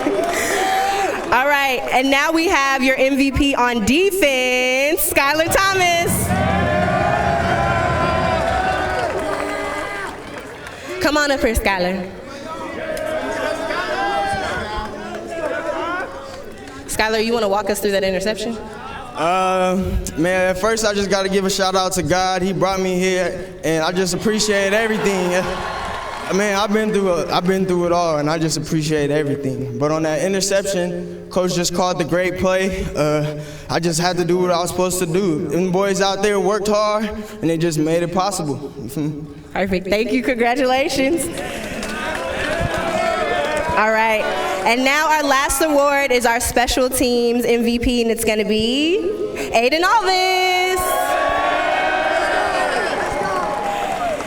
Aiden, a lot of people have said it already, but just in your words, describe what it means to be a part of this Liberty program.